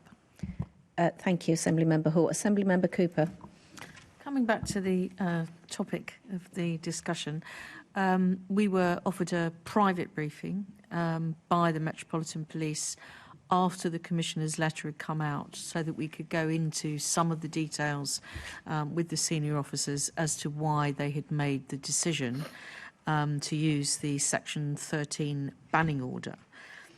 And I just wondered if you could set out what information they gave to MOPAC and to yourself, Deputy Mayor, as to why they felt the Al Quds march met the threshold for a Section 13 banning order for a march, where we've had numerous other protests virtually every weekend, regular Palestine Solidarity Campaign led protests that have only been subject to Section 12 and Section 14 conditions about where they meet, where the route might be, etc., etc. What's your understanding about what the difference is between why the first time since 2012 the Section 13 ban on a march was given on this occasion? So I'd say it's based on two things: the intelligence they had in relation to violence and disorder, but also primarily as well, I think it's understandable given the international context of what's happening with the conflict in the Middle East, that they felt additionally concerned about that. So when you say violence and disorder, do you mean from people on the protest or people who might have chosen to counter-protest, or both? I think that they were obviously aware that there could be a high number of people on the protest, but also that there was a counter-protest planned, and it was about the management of both of those. I think the static protest that did happen, there was 12 arrests on the back of that, but they were able, I think, quite successfully through conversations with both of the organisers of both of the protests pre pre-static demonstration to enable it to go forward and used to be expressed in the safest way possible. Yes, my understanding is that the static demonstration and the counter demonstration did both go ahead, but they were on different sides of the River Thames. Yes. And nowhere near Trafalgar Square, which was obviously hosting St Patrick's Day celebrations, which was one of the questions that I put to the officers about making sure that, because I don't think that would have made a good mix, because Al Quds have tried to use Trafalgar Square before. Well, I mean, I think, Assembly Member Cooper, that your point really talks to why this issue is so important. In London as a capital city, at any time, we can have 4 or 5 different significant events going on at once, which goes to my previous point about the importance of us getting the NIC so that the police can enable the whole of the city to be able to be safe. Do you think there's something a bit strange about only being able to ban a march and not being able to ban a static protest? It's been raised with me by several constituents, some of whom felt that the march should not have been banned, some of whom felt that the march should have been banned, but also that the static protest. I mean, people have different views about these matters, but it's quite hard to write back to a constituent and say, oh, but the march has been banned, but there will still be a static protest. People don't quite understand why one is banned and one cannot be banned using the Section 13. I think it's about making sure that the police feel confident in their operational stance around what's happening. So I think, it's obviously enabled them to enable democracy to happen by having a static demonstration rather than a mobile one. But I think your outline of the different considerations is why the independence of the police on public order is important, because they need to be able to make sure they're using the intelligence they're given, the conversations they have with the organisers, to take the best approach to enable protests to happen. I mean, I've never been in charge of organising the policing of demonstrations. I'm just going to put this point to you, actually, Kenny, if I may. But I am assuming, you can correct me if I'm wrong, that policing a static demonstration is easier than trying to police a moving object, as it were. And it's easier to police to counter protests as well. That's right. So having something static is easier to... OK. Do you welcome the government's... Going back to you, Deputy Mayor, if I may. Do you welcome the government's proposed amendment to the Crime and Policing Bill, which would allow senior officers to take account of the cumulative impact of protest activity when considering whether to impose conditions under Section 12 and 14 of the Public Order Act? And obviously, as we know, there have been a very large number of demonstrations on the same topic going on in London since the 7th of October 23. I think that given how often this discussion has even come up in this committee, that it's something that it's really helpful that the government is grappling with. I welcome the Lord MacDonald independent review, which will look at whether public order legislation is fit for purpose and whether it adequately protects communities from intimidation and hate, and whether it strikes the right balance between what we've discussed of freedom of expression in that context against disorder and keeping communities safe. So it's really, I think it's welcome that they're looking at that. I think the Metropolitan Police Service have done a very good job given the increase in the amount of protests that we have seen. I think it's important to understand that what the legislation is looking at is not further banning protests, but it's looking at how conditions might be used differently and the cumulative impact that it is having on communities. I reflect actually the visit I went on recently in Lambeth, that an area like Waterloo, if you're a resident of that area, you're seeing protests pretty much weekly, and that's having an impact on your day-to-day life. We know, we've discussed in this committee before, the impact that it has had on certain communities, the cumulative impact on that, and the conditions the police have used on the basis of that. So I think it's welcome that the government is looking at it. However, what I would say is that we should all agree that democracy and protest is a key part of what makes our democracy special, and that everyone of all opinions can express that. Yes, which is why I think it's interesting, and it's good to hear your comments on this, that they're looking at 12 and 14, which are the sections that apply the conditions to the activities, as opposed to section 13, which is the banning of the march. But we've got some more points about this, but I'm going to pass over to the chair now. Thank you. Thank you. Assemblymember Wilson. Thank you, Chair, and I will be quick this time, I promise. So I appreciate that this is a very rarely used power to ban a procession, march, whatever you choose to call it, and I think was it the last time it was used is in back in 2012. But given the levels of, let's be honest, hate and incitement that we see at these protests, these marches that have been allowed to continue and are still allowed to go ahead, will you be expecting this power to be used again? And if so, would you welcome or support it in those contexts? I mean, you're asking me to comment on a hypothetical, so I can't really do that. What I would say, I think, is it's important that the police continue to work proactively with the organisers of protests, that they use the intelligence that they're given to understand and assess how protests are likely to be enacted, and the resourcing that might come off the back of that. Interpret that as a no, then. Thank you. Back to the chair. Thank you. Assemblymember Best.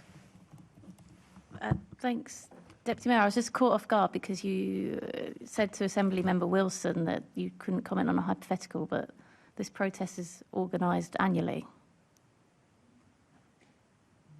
Yes, but things can happen annually in very different contexts and with different intelligence bases.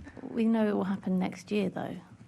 How do we know what will happen next year? Because it's an annual event. That an annual event would mean it happens every year. As I've just said, things can happen annually in different contexts. So things can, happen the same time every year, and the context be completely different. The context of this protest was in the start of the global conflict. The IHRC might be the good guys next year? How much context can change in a year? This is why I think it's really important that the police are enabled to support protests without fear or favour or political interference, because I don't think a conversation on how democracy is enacted should have that kind of bent to it. We're talking about a group that this whole assembly, cross-party, has agreed should be prescribed. We're not. This isn't a difference of opinion. I mean, I know you yourself haven't refused to say that today, but this whole assembly, cross-party, has agreed that the IRHC should be a prescribed group. The prescription of groups, as you know, and we've previously mentioned, is a decision for the Home Secretary. So this is a big decision for the Met, though, and I just think the fact as a Deputy Mayor you wouldn't say, yes, I would support this action being taken next year, is speaking volumes. I think that they would need... of course, we see the facts as they come next year, but all things known as they are today, saying, yes, I would be happy to support this decision again next year, I think would be good to show that political will. I've said in this very committee today that based on the intelligence that the Metropolitan Police Service had, that I understand why they took the decision to move from a moving protest to a static one. And Assemblymember Wilson asked you, would you support that decision again? I'm saying it would have to be. No, it's not what you're saying. I know you're not answering the question, but the question is, would you support it again? If all things were equal, yes. Okay, perfect. Coming back to the cumulative impact threshold, what discussions have you had with government around that? I mean, we look forward to feeding into the McDonald review, as I've previously said, that's coming forward. I think it's really important that we use our data and insight in our conversations, especially in the CT hub that we have, to make sure that we're feeding in to those conversations, and we'll continue to do so. Sorry, so you have spoken to government? Yes, as previously mentioned, we regularly talk to government about the impact that being a capital city has. We've seen, for example, in September, I think there was 19,000 hours of police work on the back of protests. We know that being in a capital city is different. We know that people from around the country come here to protest, and it's important that we use that information to talk to the government about the resources that the Metropolitan Police Service So what was need. the outcome of that discussion around cumulative impact thresholds? As I said, it's a continual conversation as they move forward with the So bill. what's the outcome so far? Well, that they're having a conversation with the bill. They're getting Lord MacDonald to have a review. They're having. We're moving that conversation into the legislative work of government, and it's welcome that Lord MacDonald is doing a review on the areas that I previously laid out, and that we will feed into that. So what's the outcome of your discussions so far?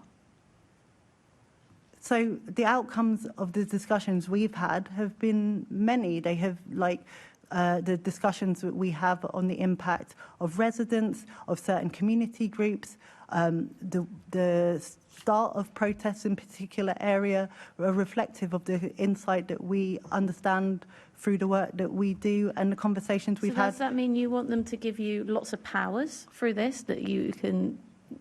Is that what the outcome is, that you're giving that all that as evidence as to why you need really unrestricted powers of what you can use as an impact threshold? No, I wouldn't say that. I think we need to have a balanced approach. Okay, so what As I does it said mean? previously, it's important that democracy continues to be enacted in our capital city, that we... However, I think it's also important that we recognise that the use of conditions have been used on the back of the cumulative impact on certain communities, and it's welcome that the government might look at how that moves forward in terms of legislation. Okay, so you're not asking for further powers, you're kind of happy with what they're going to give you? You're just happy, yeah? I think as AC Twist said last time he was here, I think the Metropolitan Police Service do a great job at managing the protests. Just on the cumulative impact threshold, we're just talking about that one kind of aspect of conversation with government and the outcomes from your conversations with government on that. We haven't asked for additional powers. So you're happy? So when I said what's been your outcome of that, it's just there hasn't been an outcome. You haven't asked for anything to be changed. You haven't asked for anything in addition. We've asked for we understand the cumulative impact that continual protests have had on certain communities and residents, and that has been being looked at. What I'm failing to understand, and maybe it's the question, is whether you're asking whether the mayor has asked for additional powers in relation to policing. I can be clear that that's not the case. I'm trying to ask what the outcome from the discussion was. What did you walk away? Did you just give it seems like you're saying you just gave evidence of what we knew and said, tell us how you would like it to be. No, we understand that government is looking at this issue, and so part what of did the you reason ask for? We asked for them to look at whether the legislation is fit for purpose, whether, like the deep dive that we had with the Metropolitan Police Service last year, the thematic we had on public order looked at the balance of neighbourhood policing and public protests. We looked at the impact it's having on communities. We looked at the resourcing of the Metropolitan Police. And these are the things that we have fed into government. So that's, and we welcome. That's the evidence side. What's the outcome? Like, what's the outcome that you're wanting from that? We want the government to look at the legislative framework in which public order is taking place, and so you want. We hope, but I think what you're saying is you want them to look at it, but you don't have strong feelings about what you want the outcome to look like. Assembly Member Best, shall we let the Deputy Mayor tell us what she's saying rather than what you think she's saying? So, the Deputy Mayor, and then I am going to move on. Okay. Well, if I could then... Could you let the Deputy Mayor answer the question, Assembly Member? You asked a question. Deputy Mayor, could you answer the question, please? We understand that protest is a positive thing. It's an enactment of democracy. However, we also understand that the increase in protests in London has meant a huge amount of resource by the Metropolitan Police. We ask that to be recognised by government, both in funding, but also on top of that, we recognise the impact that it has on residents and understand how those conditions could be used. Can I be more helpful? Is there a numerical kind of value to attach to this? So, for example, is it every weekend or is it 1 or 2 a year, but those 2 events cause a lot of disruption? I don't think we would ask for something like that because of the nature of protests and when they happen. And once again, this is why it's really important. I think people would be worried, won't they? So they'd want to know how this might restrict what they could do or how it's not going to stop restrictions. I think people would want to know, are we talking about if it happens every weekend, it's a nuisance, or it happens once or twice a year, but the Mayor and the Met don't really like the event, so they're stopping it?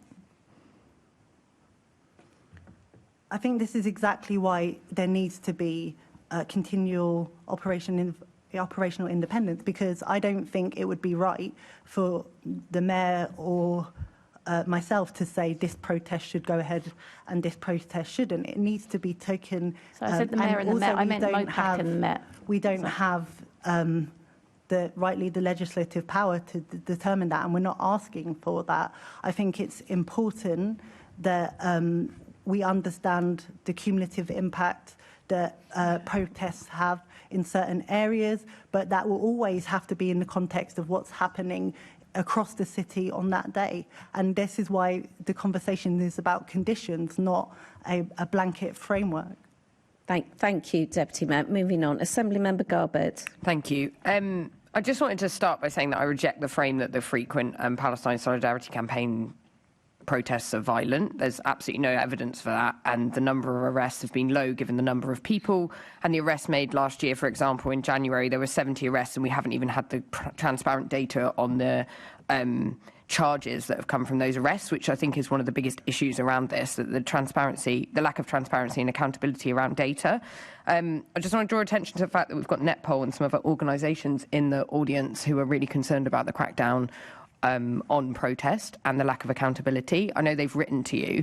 Netpol wrote to you with their 4 demands from the coalition. So I was just going to ask you about some of those. It's really concerned about the lack of accountability regarding protest powers and the way that they've been used in London. And one of the asks is around could we have more transparent data on the uses of sections 12, 14 and 14A and the way that these conditions are used, because currently the data is available but not in a very usable form, and we always get it kind of after the fact, or it's down to organisations like Netpol who found that some of the sections have been used disproportionately by the Metropolitan Police. So it's, used by the Metropolitan Police. So it's, can we have that data more, transparently on sections 12, 14 and 14?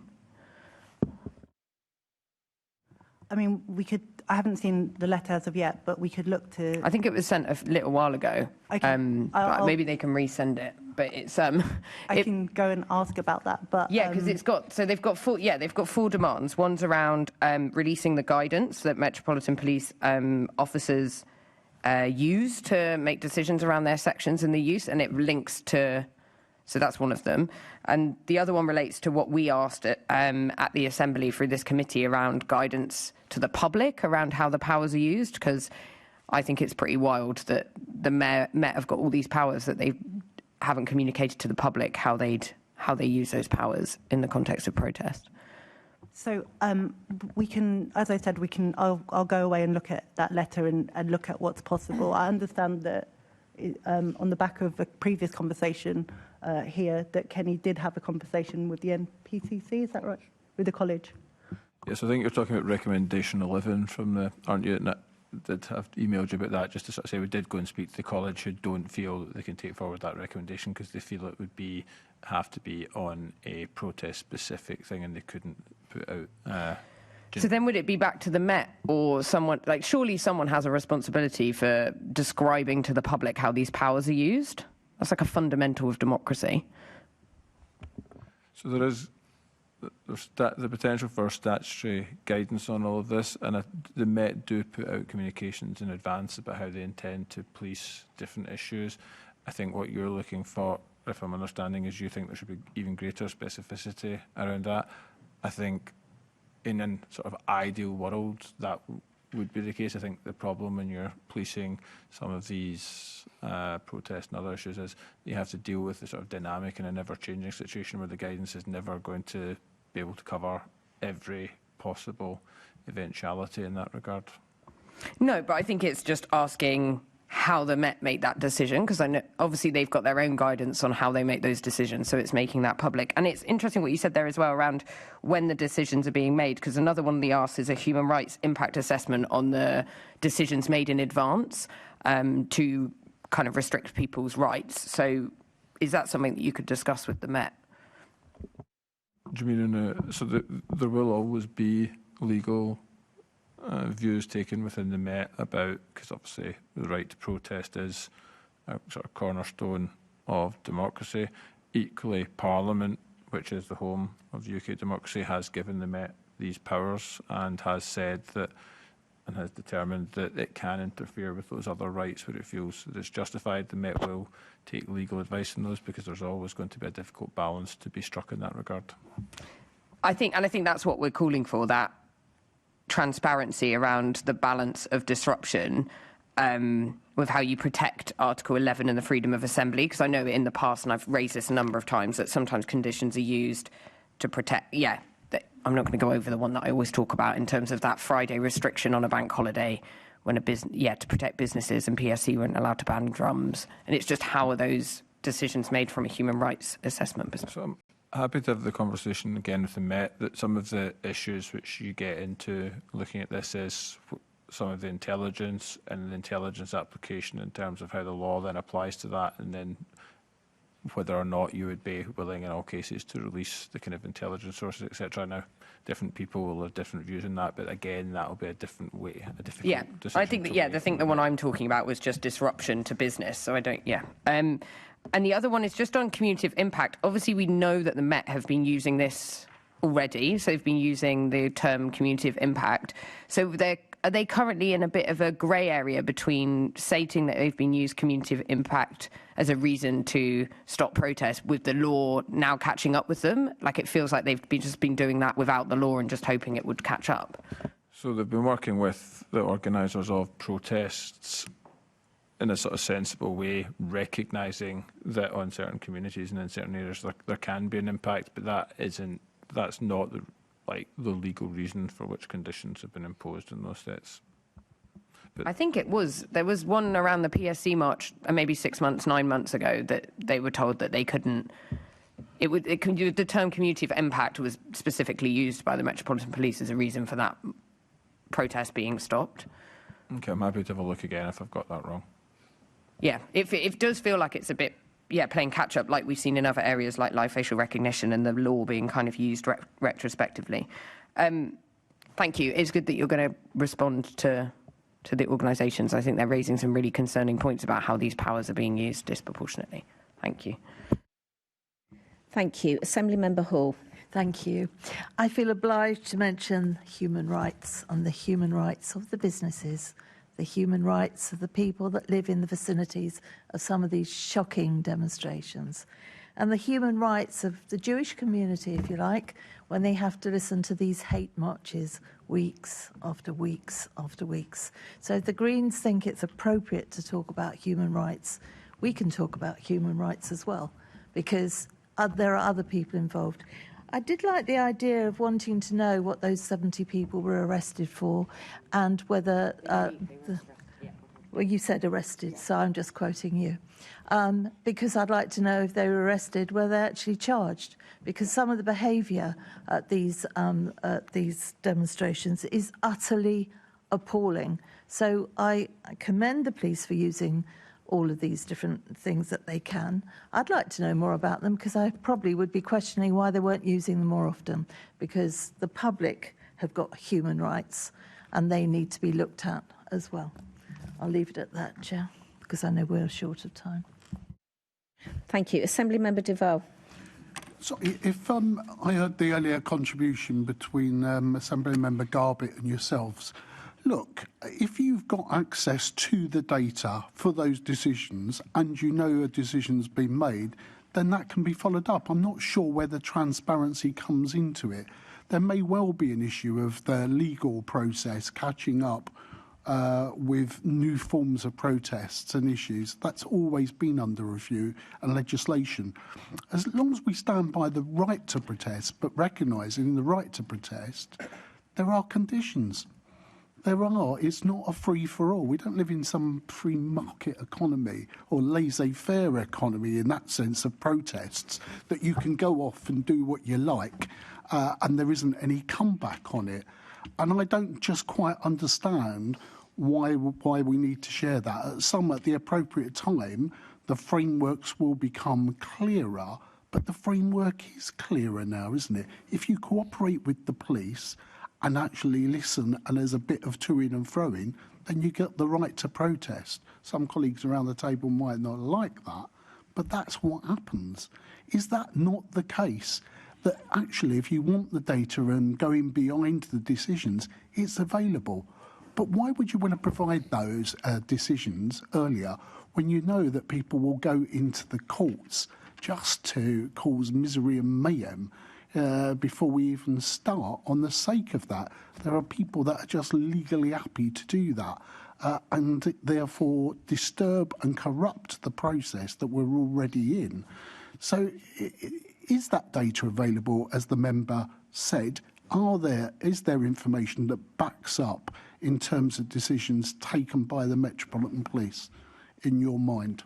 I mean, I think as Kenny said, that those decisions are reviewed in a legal framework and they get legal advice. So it is in that framework that happens. I mean, I think this the demonstration that we're talking about today is a kind of illustration of what you were saying. I've heard from officers in the Metropolitan Police that they had constructive conversations with the organisers of both static demonstrations and were able, therefore, to move forward in a way that, alleviated some of the concerns they had from a moving demonstration to a static demonstration, enabled that to go forward. There was 12 arrests, some of those in relation to hateful language. But I think it's a real demonstration that, as you said, it's not one or the other, that the police take all of the factors and move their way forward. I think, the Metropolitan Police Service put out information before the protests, the demonstration, and that actually, I would hope, helped people decide whether that was something that they wanted to attend or not. Okay, thank you. Thank you. Assembly Member Small-Edwards. Thank you, Chair. I just want to shift the conversation ever so slightly to static religious celebration. Trafalgar Square has hosted celebrations for Easter, Hanukkah and Diwali. However, Shadow Justice Secretary Nick Timothy referred to the Ramadan event recently as an act of domination, words which were supported by Nigel Farage. Deputy Mayor, why do you think the Conservatives and Reform only have an issue with religious celebration when it comes to Ramadan? I think you're right. Assembly Member Edwards, the Mayor has funded, Small Edwards, the Mayor has funded community cohesion events of all kinds in Trafalgar Square, whether it be Black on the Square, whether it be St George's Day celebrations, whether it be Hanukkah celebrations. Some recognise the multi-faith city in which we live in. Some are more about the diversity of our city, and it's a key part, interestingly, about the conversation that we started on, the key part of the work he does to celebrate the diversity of our city, and I think that's something that we should rightly be proud of. Thank you. Thank you, Chair. Thank you. I'm going to take a break. So we're going to take 5 minutes, hard 5 minutes, because we've got some more questions to answer afterwards. Thank you very much, and we'll see you very shortly.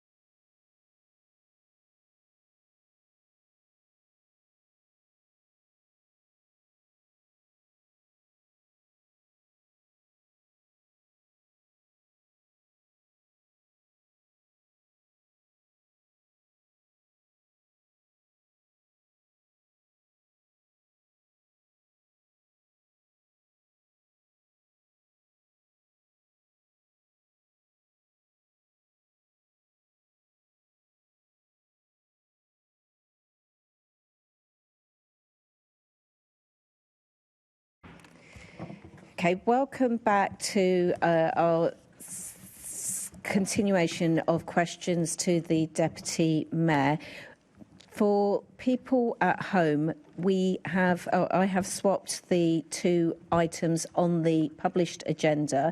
So we will now be looking at PCSOs and red route enforcement first, and then the active bystander campaign questions will come afterwards. So Assembly Member Roberts. Thank you, Chair, and good morning. It is still morning, isn't it? Yes, I think. Oh, no, it's afternoon now. There we are. Deputy Mayor, you'll be aware that there are roughly 60 PCSOs that are being withdrawn from the red route enforcement role and being tupied over to a private company. What assessment did MOPAC make of the Met's decision to withdraw PCSOs from red route enforcement? I think we need to, the decision to withdraw from red route enforcement was along the Commissioner's wider decision to focus on core policing areas. You'll note that we discussed that many times during that committee, so it was in that guise. Okay, if I may ask the question again, so what assessment did MOPAC make of the Met's decision to withdraw PCSOs from red route enforcement? We've had a number of conversations around this because obviously it's in the wider context of the negotiation with TfL on the service agreement that they have across this. So we've talked to them about the need to move these officers, but the Commissioner's operational rationale for the change was to enable the greater prioritisation of neighbourhood policing, as discussed previously. Okay, and again, maybe I'm not being clear. So I asked what assessment. You said you've had conversations. What was the outcome of the conversations? What was your view on the decision? We know that due to TfL's constrained finances and the police's constrained finances in the negotiations on what the service level agreement will be, that there has to be changes in the current previous agreement based on the budget lines. We've discussed, we worked through that. We understand as well, as in line with our police and crime plan, that the priority is neighbourhood policing, and in order to give the offer that we want to give across London of having dedicated ward officers and PCSOs in neighbourhood teams focusing on high volume crime, that those changes are understandably made. Okay, but do you support it? Quick question, very quick question. Do you support the removal of 63 PCSOs from their current employment and being tupied over to a private parking enforcement firm? So I think there's several issues with the kind of summary you've given. Well, it's fairly straightforward. It is happening. Do you support it? Well, what I would say is I know that there are ongoing conversations with TfL about how that contract is moving forward, in how they enact the red route enforcement. There's also the wider conversation. The police have obviously given the PCSOs hold those roles currently.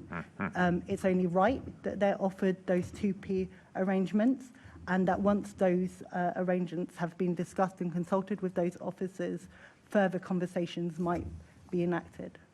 Yeah, it's interesting that use of the word offer, because we've had correspondence from one of the serving PCSOs who tell us that their voluntary transfer requests remain frozen, so they can't ask for voluntary transfer to another role within the Met. They're not being offered a 2P transfer, they're being told it's a 2P transfer. They can't move. They've got nowhere else to go. So are you still happy with the word offer?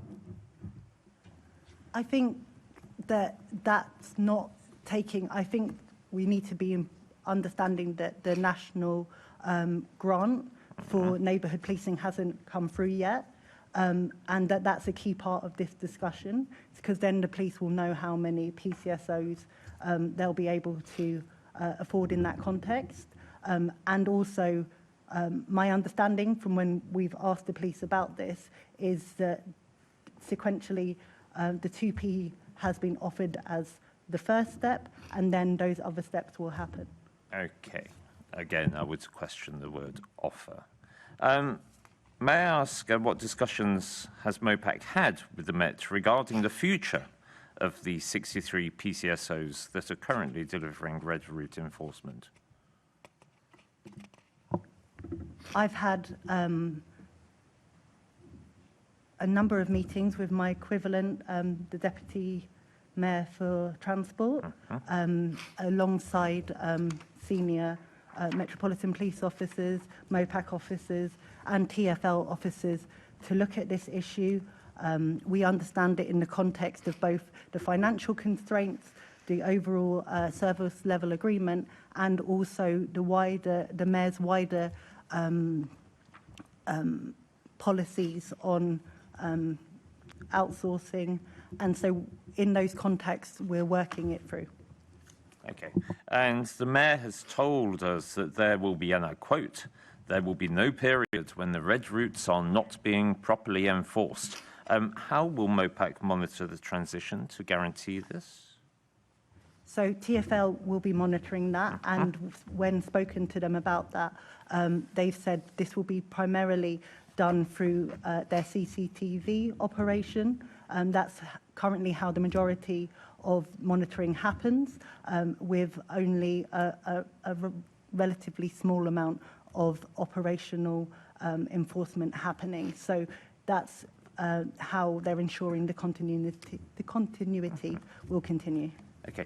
What's your understanding of the role that these PCSOs currently fulfill in terms of how much time they spend on actual red route enforcement on a day-to-day basis?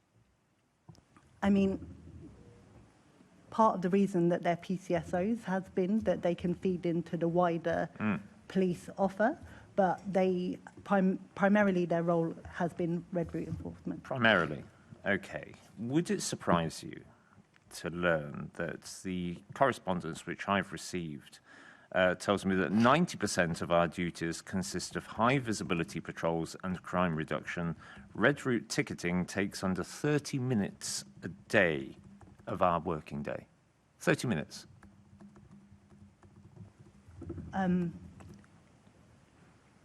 I think that I suppose goes to part of the reason why the Commissioner wants to move this on from this model and focus on the wider policing office. My understanding was that their role was around red route enforcement, and that's what they were trained and focused to do.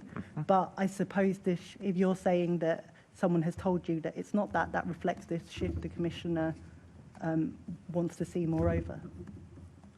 That doesn't really make any sense, does it? Because if we've got experienced PCSOs, people who are visible, they're patrolling regularly in their neighbourhoods, and that their duties, 90% of our duties consist of high visibility patrols and crime reduction, then saying that moving them over to a private enforcement contract is enhancing community policing, that doesn't make any sense at all, does it? Sorry, I'm saying that the Commissioner has said he wants to have the focus No, on I appreciate what the Commissioner policing. wants to do, but you're the Deputy Mayor for Policing, and again, in this meeting, we're asking you for a view, what your thought is, what your rationale, how do you interpret that as the Deputy Mayor for Policing?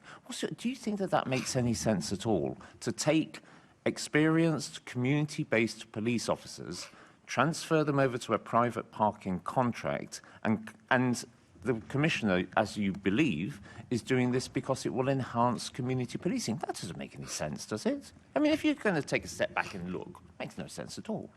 I think it's a conflation of several elements, as I've previously said. I think in a time where both TfL and the Metropolitan Police's budgets have changed, they've had to come to an agreement on what they can do moving forward.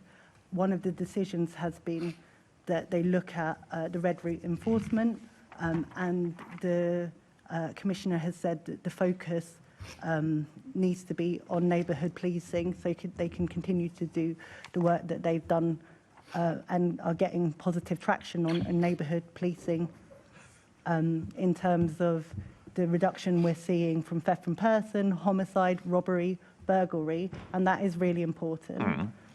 TfL are looking at how they move forward with red route enforcement and have moved forward with the procurement of a private company. However, I believe that's still being considered in the long term about how that work goes forward. And I think it's right that those PCSOs have been offered the TUPE arrangement in that context. I'll try again, one last time. Do you think it makes any sense at all to take experienced PCSOs out of the Metropolitan Police, out of their patches, and transfer them to a private contractor when the whole drive behind everything the Commissioner is claiming is doing is about neighbourhood policing? Does that make sense? And as previously stated, that's why we need to understand how many officers we 63. No, that's not what I was saying. I was saying that we need to understand when we get the national grant for neighbourhood policing, how many officers we'll need in that context, because that will enable us to understand how many PCSOs, how many dedicated ward officers, and how these 60 fit in that context. Just humour me momentarily. How is it then that the Mayor was able to put forward in his manifesto that there would be 1,300 additional PCSOs and neighbourhood police officers when he didn't know what the grant that you've just been mentioning was? He was able to make the pledge, but now apparently you can't comment on just the loss of 63, 1,300 versus 63.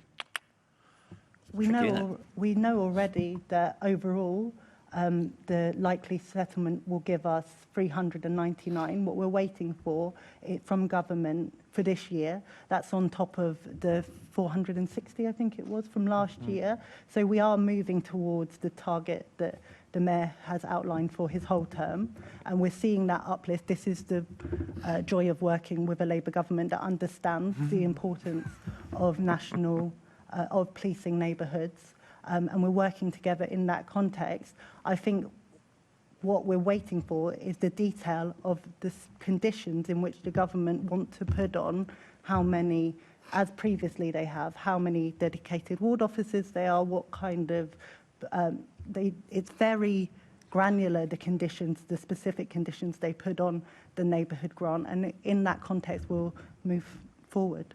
I see that Kenya's aching to come in, so...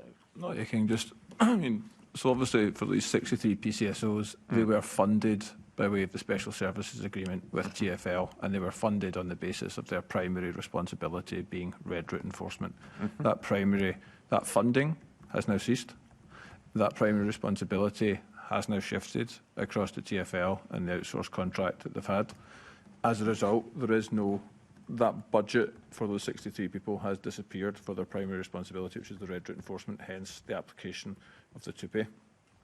Now, you're saying that we shouldn't lose those people, but at the moment, the point would be that until they actually work through what is the neighbourhood policing guarantee and how that mix is going to work in terms of the mix between PCSOs and police constables, that there isn't the money available for that, and say that actually the determination is that it should all go into police constables as opposed to PCSOs, seems highly unlikely.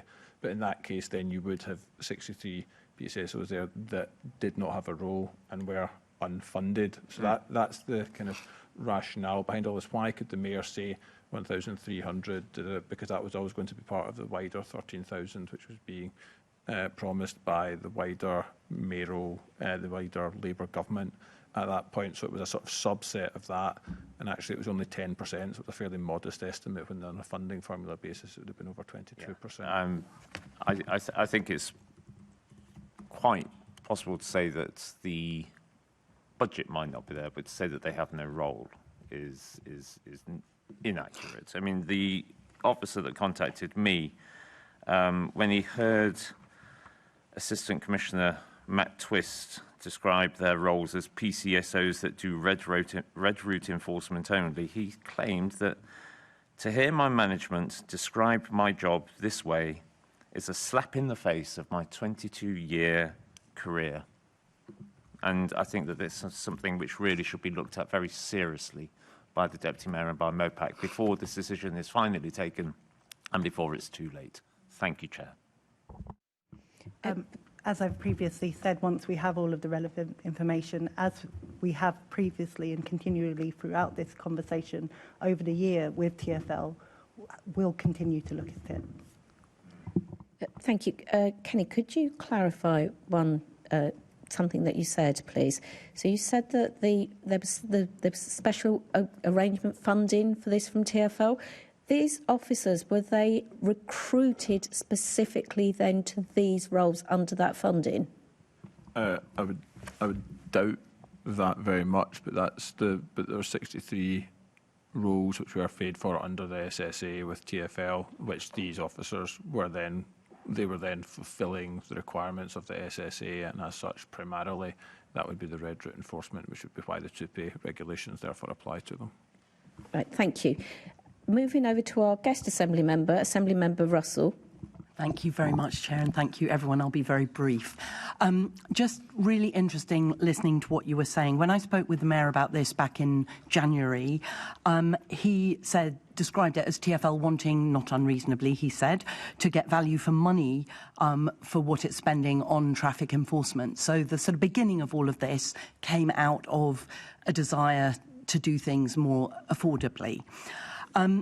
But what it feels like is these PCSOs, many of them, as Assembly Member Roberts has just been saying, have got 20 years of experience working for the Met, and so they seem to be just caught in a breakdown of relations between TfL and the Met. Now, what I just wanted to double check was you've mentioned several times this money that you're waiting to come out. Hold on, I've written about it in the neighbourhood policing. The neighbourhood policing, exactly, funding, and it almost seemed like you were suggesting that there might be enough that maybe is there any opportunity that this decision could be unravelled, that these workers could avoid being tupied over to a private company? It just seems extraordinary that people who've been in the public sector for 20 years working for the police, because of a contractual arrangement with TfL that happened to be providing the funding for tasks that seem to have only been taking up a relatively small portion of their time while they were doing their work as PCSOs, it seems extraordinary that they can then find themselves working for a private company basically doing parking enforcement, which is a very different job. So what do you think that neighbourhood funding might provide some elasticity to enable those officers to be taken back into the Met?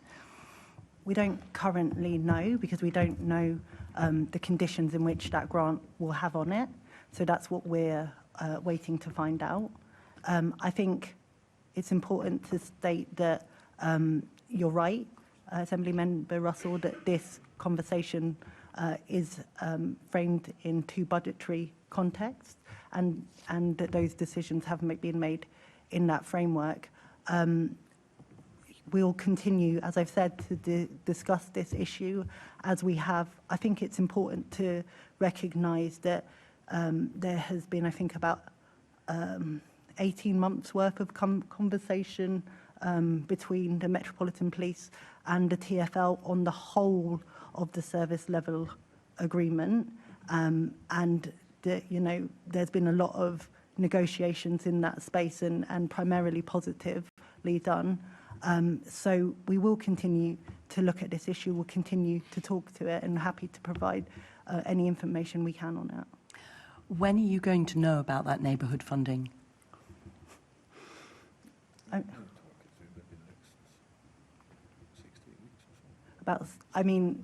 think from last year, I think we obviously set the budget and then it was a couple of months after that. So 2 months from when the budget was set? I'm basing that on memory of what happened last year. So so we could be looking at it coming within a month?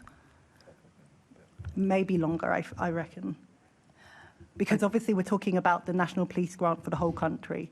So those conditions are going to be worked through, and then how the Metropolitan Police Service can apply that to their police service. Okay, and so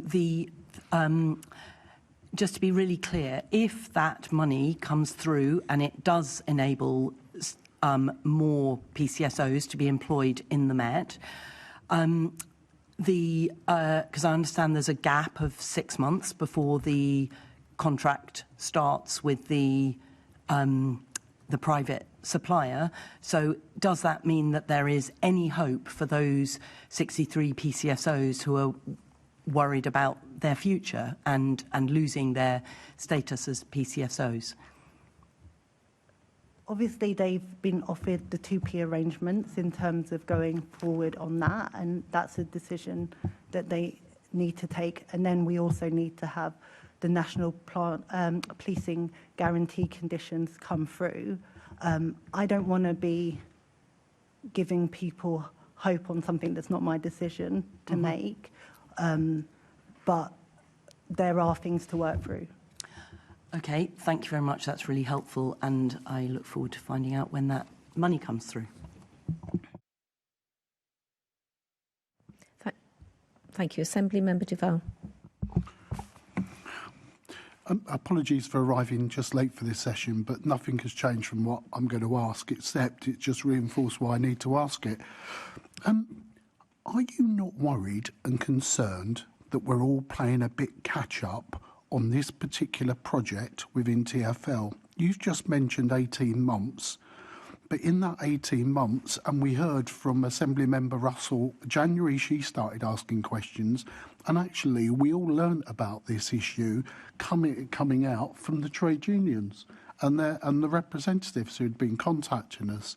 Now, we received reports from the Metropolitan Police Service in the run-up to this budget, and we were given a document with the famous counters in it of the pillars or whatever it was called at the time. It could have changed on a weekly basis of different things the Metropolitan Police said must do. I am surprised this was not one of those issues in terms of its finances, because it was a reorganisational change. It seems to have been going on. And actually, it does seem MOPAC, as well as us, have been catching up on this issue in terms of what the Metropolitan Police were doing. I don't understand. The reason why I'm concerned and worried is about the entire policing budget and about how do we take decisions, how do we make decisions go. Now, I know that we're in difficulty within the budget. We have Matt Twist here, who didn't mention it at all until he was asked a question. Until he was asked a question, even that didn't elicit the full information that we're now receiving now in public about what's going on. So, are you not concerned by that? I know it's not your decision, but surely you must be thinking, Metropolitan Police, why are you not being honest with me, Deputy Mayor for Policing / MOPAC, the organisation that is a go-between between you and the London Assembly, you and the Mayor? The Mayor, it's in the tin, Mayor's Office for Policing and Crime. Should they not be held to account about the way this has been developed and the way they've interacted with other decision makers or other scrutineers on this particular issue? Because it's messy. It's messy. It doesn't have to be here. I tell you now, that contract isn't going to happen with the private sector. It doesn't sound like, unless things have moved on greatly, it just doesn't sound very coherent and very well planned, given some of the issues that members have raised about other needs that we've got. You yourself have raised in terms of safe and neighbourhood policing at a time, and I did say this publicly, If we find out that we're getting rid of PCSOs when we've got gaps and vacancies within our safer neighbourhood teams, it will be a disgrace. So there's my concerns. I'm laying it out, but I'm raising some fundamental questions about the relationship that you're having with the Metropolitan Police Service, and in terms of this, using this process or lack of process on an important issue that relates to people's jobs, but is more relates to the organisation of one aspect of our policing service that, quite frankly, should have been done, I think, much better.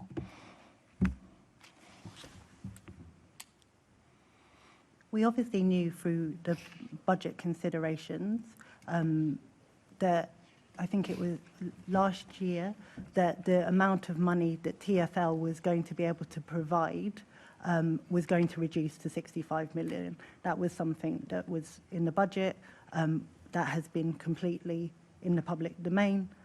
We knew that, and it is in that context that we have, with MOPEC present, had these conversations around what makes up that service level agreement.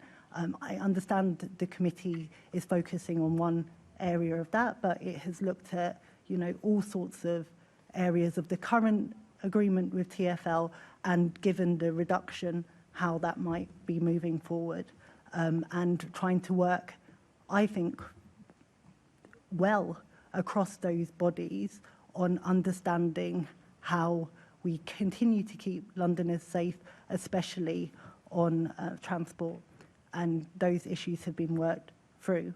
On this particular issue, I think this is something that we have, myself, as I said, and the Deputy Mayor for Transport pushed a number of times, because we have got concerns about it, and I know that is echoed by the Mayor, and that we continue to look at. Negotiations aren't always linear, but I think it's really important that we understand, and your point about the overall numbers for neighbourhood policing has to be understood in that context too. But that's all very well to have your conversations, and I defend your right to have those conversations in private. I'm going back to some fundamentals. You point to me during the budget process, at any time the Metropolitan Police reported to the Budget and Finance Committee, that the implications of some of those conversations that you're having with TfL would lead to X, would lead to Y.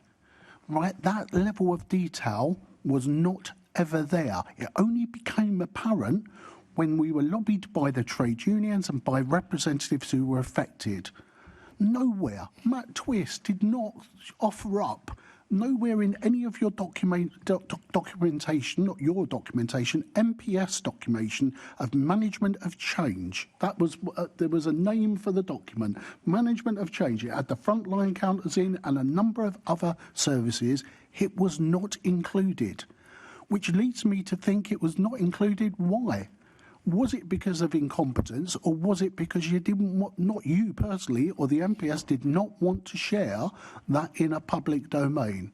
I don't understand how we can go forward, how you can go forward in planning a service, albeit you're dealing with overall totals in finance rather than implications. We're relying on others to tell you what the consequences of reducing a service. I don't understand unless the MPS is fundamentally told what's what at some stage, that this must never happen again. Now, I don't care if you say it privately to them or not. I'd like you to think you could say it publicly. But something needs to be said to the police and about their management of the service and management of change for the future. Because actually policing is too important to be left to the police alone to decide the future of it. That's why we have bodies such as yours and bodies such as this to ask these questions. I mean, I need to say I agree, Len, and this is one of the reasons we've repeatedly asked London Policing Board and myself around the wider context of these decisions to move to core policing that have had an impact in several areas, whether that be around the changes in relation to schools, and we've discussed that here, whether that be in relation to the decisions in courts and the wider criminal justice partnership, to name a couple. I think those conversations, we continue to push on that and understand why those decisions are being made. Obviously, the Commissioner has to have the ability to operationalise policing to enable the things that we are saying are important, and that neighbourhood policing, we have all agreed, is important, yourself included, and we need to continue to do that. We've seen the positive results that we're seeing on the back of that, 10,000 phone thefts in the last year alone. So, you know, we can see that shift, that prioritisation is working. That is not without questioning. I want to be clear about that. But it is also, and I know I've said this a number of times now, in the wider consideration of both constrained budgets from within TfL and the Metropolitan Police Service. Thank you. Assembly Member Hall. Thank you. For transparency's sake, I need to tell you I think this is absolutely diabolical. People want to join the Metropolitan Police because they're proud of it, they want to wear the uniform, they want to be part of the policing family. And then suddenly, after all of these years of working for the police service, they're thrown aside. You know, we talk about trust and confidence in the police that we need, but surely trust and confidence should come within their own staff to start with. And what trust and confidence have they got if they've been employed, been working for the service for years, and suddenly they're told they're going to be 2P'd out? Tell me, are there any other PCSOs or police officers paid for by TfL or any other functional bodies that provide enforcement duties that might be thrown out like this particular team? Do tell us now, don't let us find out another way. No. Definitely? Obviously, we have the Metropolitan Police Service has contract with other bodies, both private and statutory, for example, airports, but in a similar context to this, no. Right. Well, we'll keep you to that because this is actually diabolical. I'm a bit concerned as to whether the Mayor is fully across this, Kaya, I have to say, because he's given contradictory answers. At the MQT in January, he said TfL made the decision rather than ask the MPS to do this work, and the MPS may take the resources away from red routes elsewhere for operational reasons to contract with somebody else to provide the enforcement. But then in February, MQT changed it to what TfL said is that the MPS, because of a new Met for London plan and the crime-fighting priorities, had decided to stop providing red route enforcement to TfL. So 1 month he's saying it was TfL's call, and the next month he's saying it's the MPS call. So are you advising him on this? Is this why he's confused, or is he just confused on his own? The Mayor is definitely across this issue. I want to assure you of that. This is a negotiation between two statutory bodies, and therefore there's conversations on both, but the Mayor is definitely across it. Well, one minute he's blaming one, and the next minute he's blaming the others. And you've actually compared this with moving other teams. It's not the same at all, because you're moving these poor souls out of the police service, which isn't what they wanted to be doing at all. So will the loss of the PCSOs have an impact on neighbourhood policing capacity? And which boroughs is the majority of the enforcement done by these PCSOs? As previously said, I think this is why it's important that we look at this once we know what the conditions of the neighbourhood policing grant are in relation to PCSOs, so that we can work that through. So which boroughs is the majority of the enforcement work done by those PCSOs? I'll have to come back on you. Well, surely you know, because this is going to have an impact on those boroughs. Surely you know the answer to that. There's a lot of them. If they're doing other duties, which we've been led to believe there are, which boroughs are going to be impacted the most? It's 60 officers across the red route. So which, you don't know. I don't know why I'm asking. I can ask. You have no idea, do you? You have no idea which boroughs are going to be impacted the most. That is not a question that I was asked previous to this committee. Otherwise, I would have provided that information. But I am happy to come back to you, Assembly Member Hall, with that granularity. I'm very upset that you actually haven't asked the question that it should have come into your own head. Who is this going to really affect? Which boroughs is this going to affect? Is this going to affect boroughs that have got terrible crime rates? As said previously, the impact of this is being monitored by TfL through the CCTV. The majority of the enforcement action that happens on Red Roof is done by CCTV. We have sought reassurance of that from TfL and that they are working to continue with that. The one thing you're not thinking about is human beings who've actually taken on a job with the Metropolitan Police, having thought that that is their future. They have given their time, and thank God for them, I say. They've given their time, their years of service, and suddenly they're being thrown out. How do you think you would feel if you were in that position, Deputy Mayor? I don't agree with that assessment. I think it's really important. It's why we have 2P legislation, that we ensure the rights of workers. If those roles do change, that's normal across many sectors, and that's what's happening here in terms of them being offered that. Additionally, as I said, once we get the neighbourhood policing grant, we can look at whether the additional PCSOs, if that's what the conditions say, enable us to continue to look at this issue. But meanwhile, these people are so upset. Have you spoken to any of them? Because some of us around this table have. They're devastated. They thought they were working for the Metropolitan Police. They were proud to be working for the Metropolitan Police. But suddenly, despite the fact that we have terrible problems getting more police officers and PCSO, despite that, we're just going to throw these away to pay them off to somewhere else. But if we get a bit more money, well, who knows what will happen. There are people at the back of this, and they care and they want to be in the Metropolitan Police.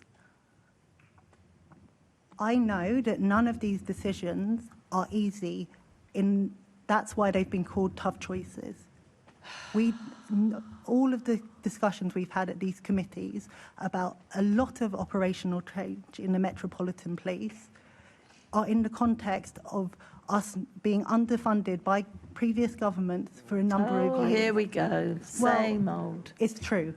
So in that context, these difficult decisions are being made, and the prioritisation of having officers in neighbourhoods to make sure that Londoners are safe is what we agree with the Commissioner should be the priority, and it's what we're seeing results on.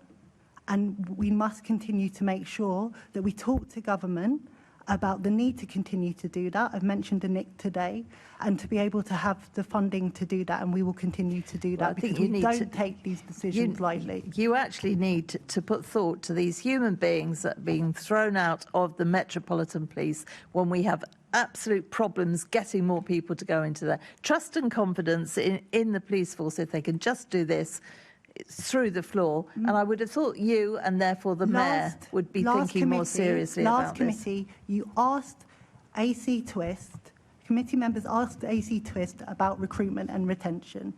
There's no evidence that there has been issues in recruitment. He said that to you.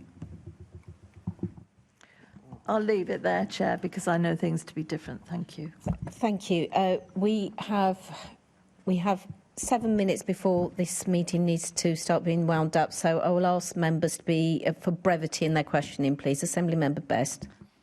Thanks, Deputy Mayor. Just to remind you that Mayor had to hand millions of pounds back to the previous government because we failed to recruit officers, the only force in England and Wales that did so. That's where the concern around recruitment comes. It seems to be some confusion on your part. You were just referring to Assembly Member Hall to the tough choices, this decision being a result of the tough choices of the Met. But this isn't the tough choices of the Met. This is the decision of TfL, isn't it? TfL decided, because of their own constrained budget, that the money that they can give in relation to the service level agreement to the Metropolitan Police Service had to reduce. So you do understand it's not a decision of the Met, because you just said to Assembly Member Hall that it was part of the tough choices of the Met. in that wider context of the negotiations that the police have had with the TfL on what they can provide in the wider context of the TfL budget of £65 million, those decisions have been made alongside the prioritisation and the So it is a Met Metropolitan and Police TfL Service. decision? Yes, I said that previously. So it's just really confusing because the Mayor in January said this was a TfL decision, and then he said it was a Met decision a month later. Then I thought we were hearing today it was a TfL decision, and now it's back to being a Met and TfL decision. It's just really hard to keep up with whose decision this is, and obviously it's one that everyone on this committee thinks needs to be revisited, so it's really important to know. So the final answer is that it's Met and TfL together making the decision. TfL has reduced their budget to the Metropolitan Police Service in line with their wider budget to 65 million.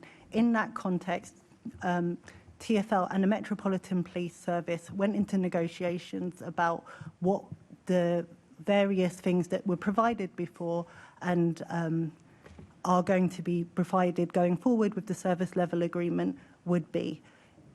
In that wider consideration, the Commissioner had already prioritised making sure that there's enough officers in neighbourhoods, and that has been reflected in a number of other areas, as previously Because said. in January, the initial reason the Mayor gave for this was that the MPS might take resources away from red routes, so they were going to use a private contractor to make sure they could optimise enforcement.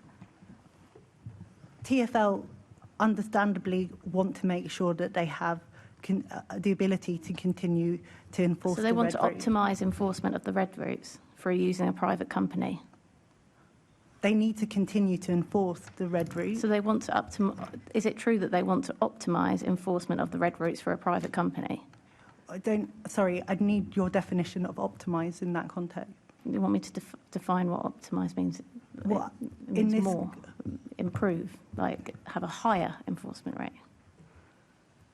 That would have to be a question for TfL. That's not something I've discussed with them. Okay. Well, no, that's what the Mayor said. So I was just wondering, you try to sing from the same hymn sheet, I'd imagine. Oversees both bodies might have had that conversation with them. I have not, so Okay. I'd have to understand that. Okay. Assemblymember Best, I'm really sorry. We do have to move on. I've got two more people. We've got 4 minutes. Assemblymember Roberts. No, Assemblymember Roberts. Chair, I haven't had that much. Assemblymember Best. I'm just trying. I asked you to be brief. You've had a few minutes. 1 minute. Assemblymember Roberts. It's been 1 minute. Assemblymember Roberts. On the two. I just want to ask on the 2P. Well, you should have asked that at the beginning. But you didn't tell me I had 30 seconds to ask the question. Assemblymember Best, you're now taking other members' time. And when it would be. Assemblymember Roberts. Could you inform us when the 2P process will start and whether the protection of staff terms and conditions that they enjoy now will be protected under the contract going forward? I believe those conversations have already started. Okay. You believe, so you don't know? No, I'm confident that they've started. Okay. The one thing which I think is clear from this whole discussion today, and I will be brief, Chair, I apologise, the previous incumbent in your role was far more willing to be critical of the Metropolitan Police. When she felt that they were making a mistake, she was willing to say so. Unfortunately, far too often in this meeting today, what we've heard is effectively an apologist for the police. This is a wrong decision. People will want to hear you as Deputy Mayor for Policing defending these people. PCSOs are amongst some of the most trusted members of the Metropolitan Police. They are known in their communities, they are loved in their communities, they're respected in their communities. And all we've heard today is a lot of, I'm afraid to say, waffly answers about process. No heart, no compassion, nothing to say, I think this is a wrong step and I will go back to the Metropolitan Police Commissioner and ask him to think again.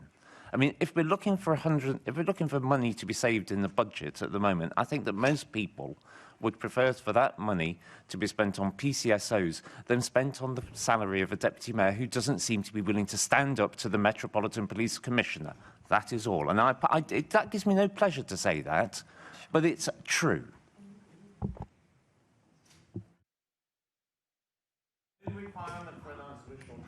No, I don't think you can talk to me like that and not require me to answer. Well, you just said you don't think there's a requirement.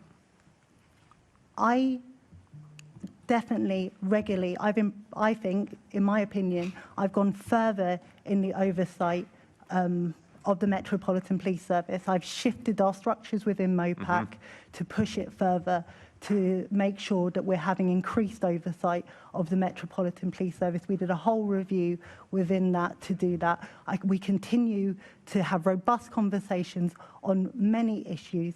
And when I think, as we have just discussed on stop and search, on a myriad of other areas, when I have to have difficult conversations with the Metropolitan Police Service, I always do. It's something I pride myself in having honest conversations with the Metropolitan Police Service. Only the other committee was I told that I don't give enough support and confidence to the Metropolitan Police Service, which also is complete nonsense, to be honest. I go out regularly and meet with neighbourhood teams. I've done that, I think, 3 times the last week. I regularly talk to PCSOs and congratulate them in the work they do to support the Metropolitan Police Service. And I continue to do that. However, part of my role is to make sure that the Metropolitan Police Service have a balanced budget. Tough, difficult decisions that aren't always easy. And the reason that we're having this conversation, the reason that these conversations are continuing is because we understand the importance of these people, and the reason that, it's important that they get 2p, and if that's what the route that they want to go down, and the reason that we continue to push for more neighbourhood officers is because something I've said repeatedly in this committee is that community safety and community policing is our priority. If you're talking about budgets, the Mayor announced a budget just last month which found £142 million of new money, which we have had no sight of at all through the budget scrutiny process. More money could have been found to save these PCSOs' careers and keep them within the Metropolitan Police. If we're talking about budgets, because the Mayor found £142 million that none of us knew anything about, new money, new spending commitments, he could have spent more money on policing. Yeah. Thank you.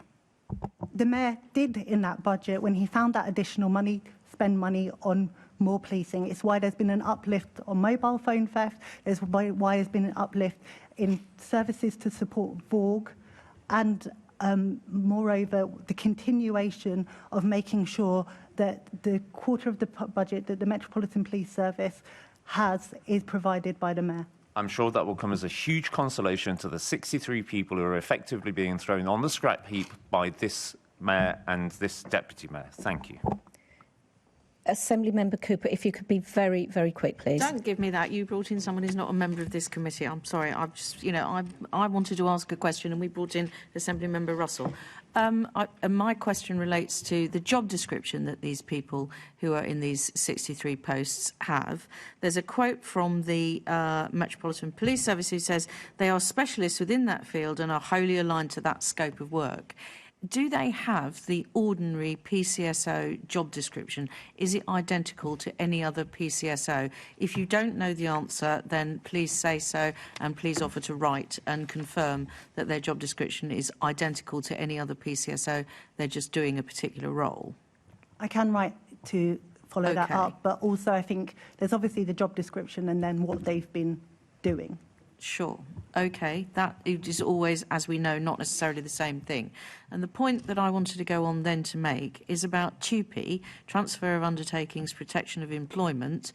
But in a situation where staff are at risk of redundancy, it is perfectly within the rights of the organisation that has identified a group of staff who may be at risk to offer them TUPE, but if there are other vacancies that are arising in a similar role, for example, a role as a PCSO somewhere else in the organisation, it does not have to be a sequential offer. It can be a concurrent offer rather than sequential. So why are the Metropolitan Police saying to us and to you that they can't consider them where there are vacancies for existing posts? posts, unless you're saying that there are no vacancies, which I find completely impossible to believe, because PCSOs are being promoted to become PCs and some of them are leaving. So there must be vacancies that they could be considered for. I think this goes back to the point that Kenny was making previously. Currently, these PCSOs are being funded through a pot of money from TfL, and that's what's being discussed. As I've said, in the wider context of the neighbourhood policing grant, we've asked them to look at, once those conditions have come through, how that could possibly change for those PCSOs who don't want to be 2P'd over. But obviously, if they're going to be 2P'd over, transfer of undertakings, protection of employment, they will be going over on exactly the same terms and conditions. There will be no diminution in their conditions. So why is TfL discussing what difference does it make to them whether they contract with the police or whether they contract with another organisation? Isn't the real driver of this coming from the Metropolitan Police Service rather than TfL? As previously said, this is a service level agreement. It takes both sides to agree it. The need of TfL to have enforcement on the red routes hasn't gone away. Hasn't gone away, so they need to find a way to do that. Aside from that, the Metropolitan Police Service has also said that they need to prioritise neighbourhood policing. And through the discussions so far, without the full allocation and conditions of the neighbourhood policing grant, we're in this situation, but we will continue to talk it through. I just don't understand what the saving is to either party here, unless you haven't talked about whether there's some change in supervisory control and removing a series of officers who supervise these officers. Is that the area of saving that for the police here? I don't understand where this, what difference it makes. Why has anyone come up with this as a proposal? Deputy Mayor, if you could be brief. Through the reduction has come from TfL only being able to provide less funding, and the Metropolitan Police Service have said in that context, working through a number of proposals about what they can provide to TfL, this is one of the areas that they no longer think can be provided in this current context. Okay, well, I think we're going to leave it there. And no, I haven't had more time than you. I asked 2 questions. Okay, You've can had we several throughout. I timed it. I had 3 I'm now minutes, you had 5. bringing this meeting to an end. I'd like to thank our guests for attending this morning and for the answers to the questions that have been raised. Deputy Mayor, could I, whilst I appreciate it is part of your job, can I acknowledge and thank you for coming to every single one of the Q&As that we've had, and Kenny for attending when you have as well, which I think is most of the time. Can I ask the committee to note the report and the discussion? Can I ask the committee to note the monthly report from MOPAC? Can we also delegate authority to me as chair in consultation with party group lead members to agree any output arising from the meeting? Can I ask the committee to note the additional activity undertaken since the last meeting, namely the informal meeting with deaf and disabled organisations and representatives in London? The London Assembly's annual meeting is due to take place in May 2026 and will decide which committees to establish for the 2026-27 Assembly year and a timetable of meetings for those committees when the date of the next meeting for this committee will be set.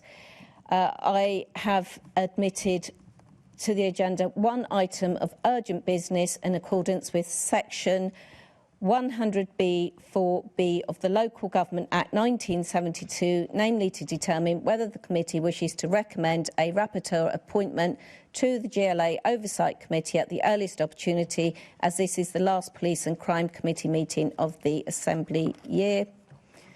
Assembly Member Best is proposed as a rapporteurship on the recruitment and retention of Metropolitan Police officers.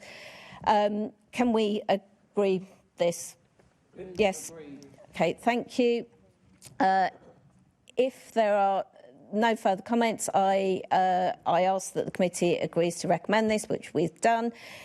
Thank you. I have no urgent other business. This is the last meeting of the Assembly year. I'd like to thank both the scrutiny team, who have been incredible in this very complicated and difficult year, and I'd like to particularly thank Jeanette Roker, and the time that I should have thanked her and I didn't, and then that was my oversight, was particularly during the A New Met for London and turning around our response as a committee, which felt like she did in a number of hours. And Jeanette, thank you, and thank you to your team. And to committee services and to Lauren Harvey, our clerk, who has been our clerk for this committee for a number of years now. How many years? 6 long years. Lauren will be passing on the baton to Sal Fazal, who is here, who's also here shadowing today. Lauren, can I thank you on behalf of the committee for the incredible work that you've done over the last 6 years and steering us through. Thank you very much. Can I thank members for your attendance and your robust questioning over this year. And I look forward to seeing you all next year. Thank you very much.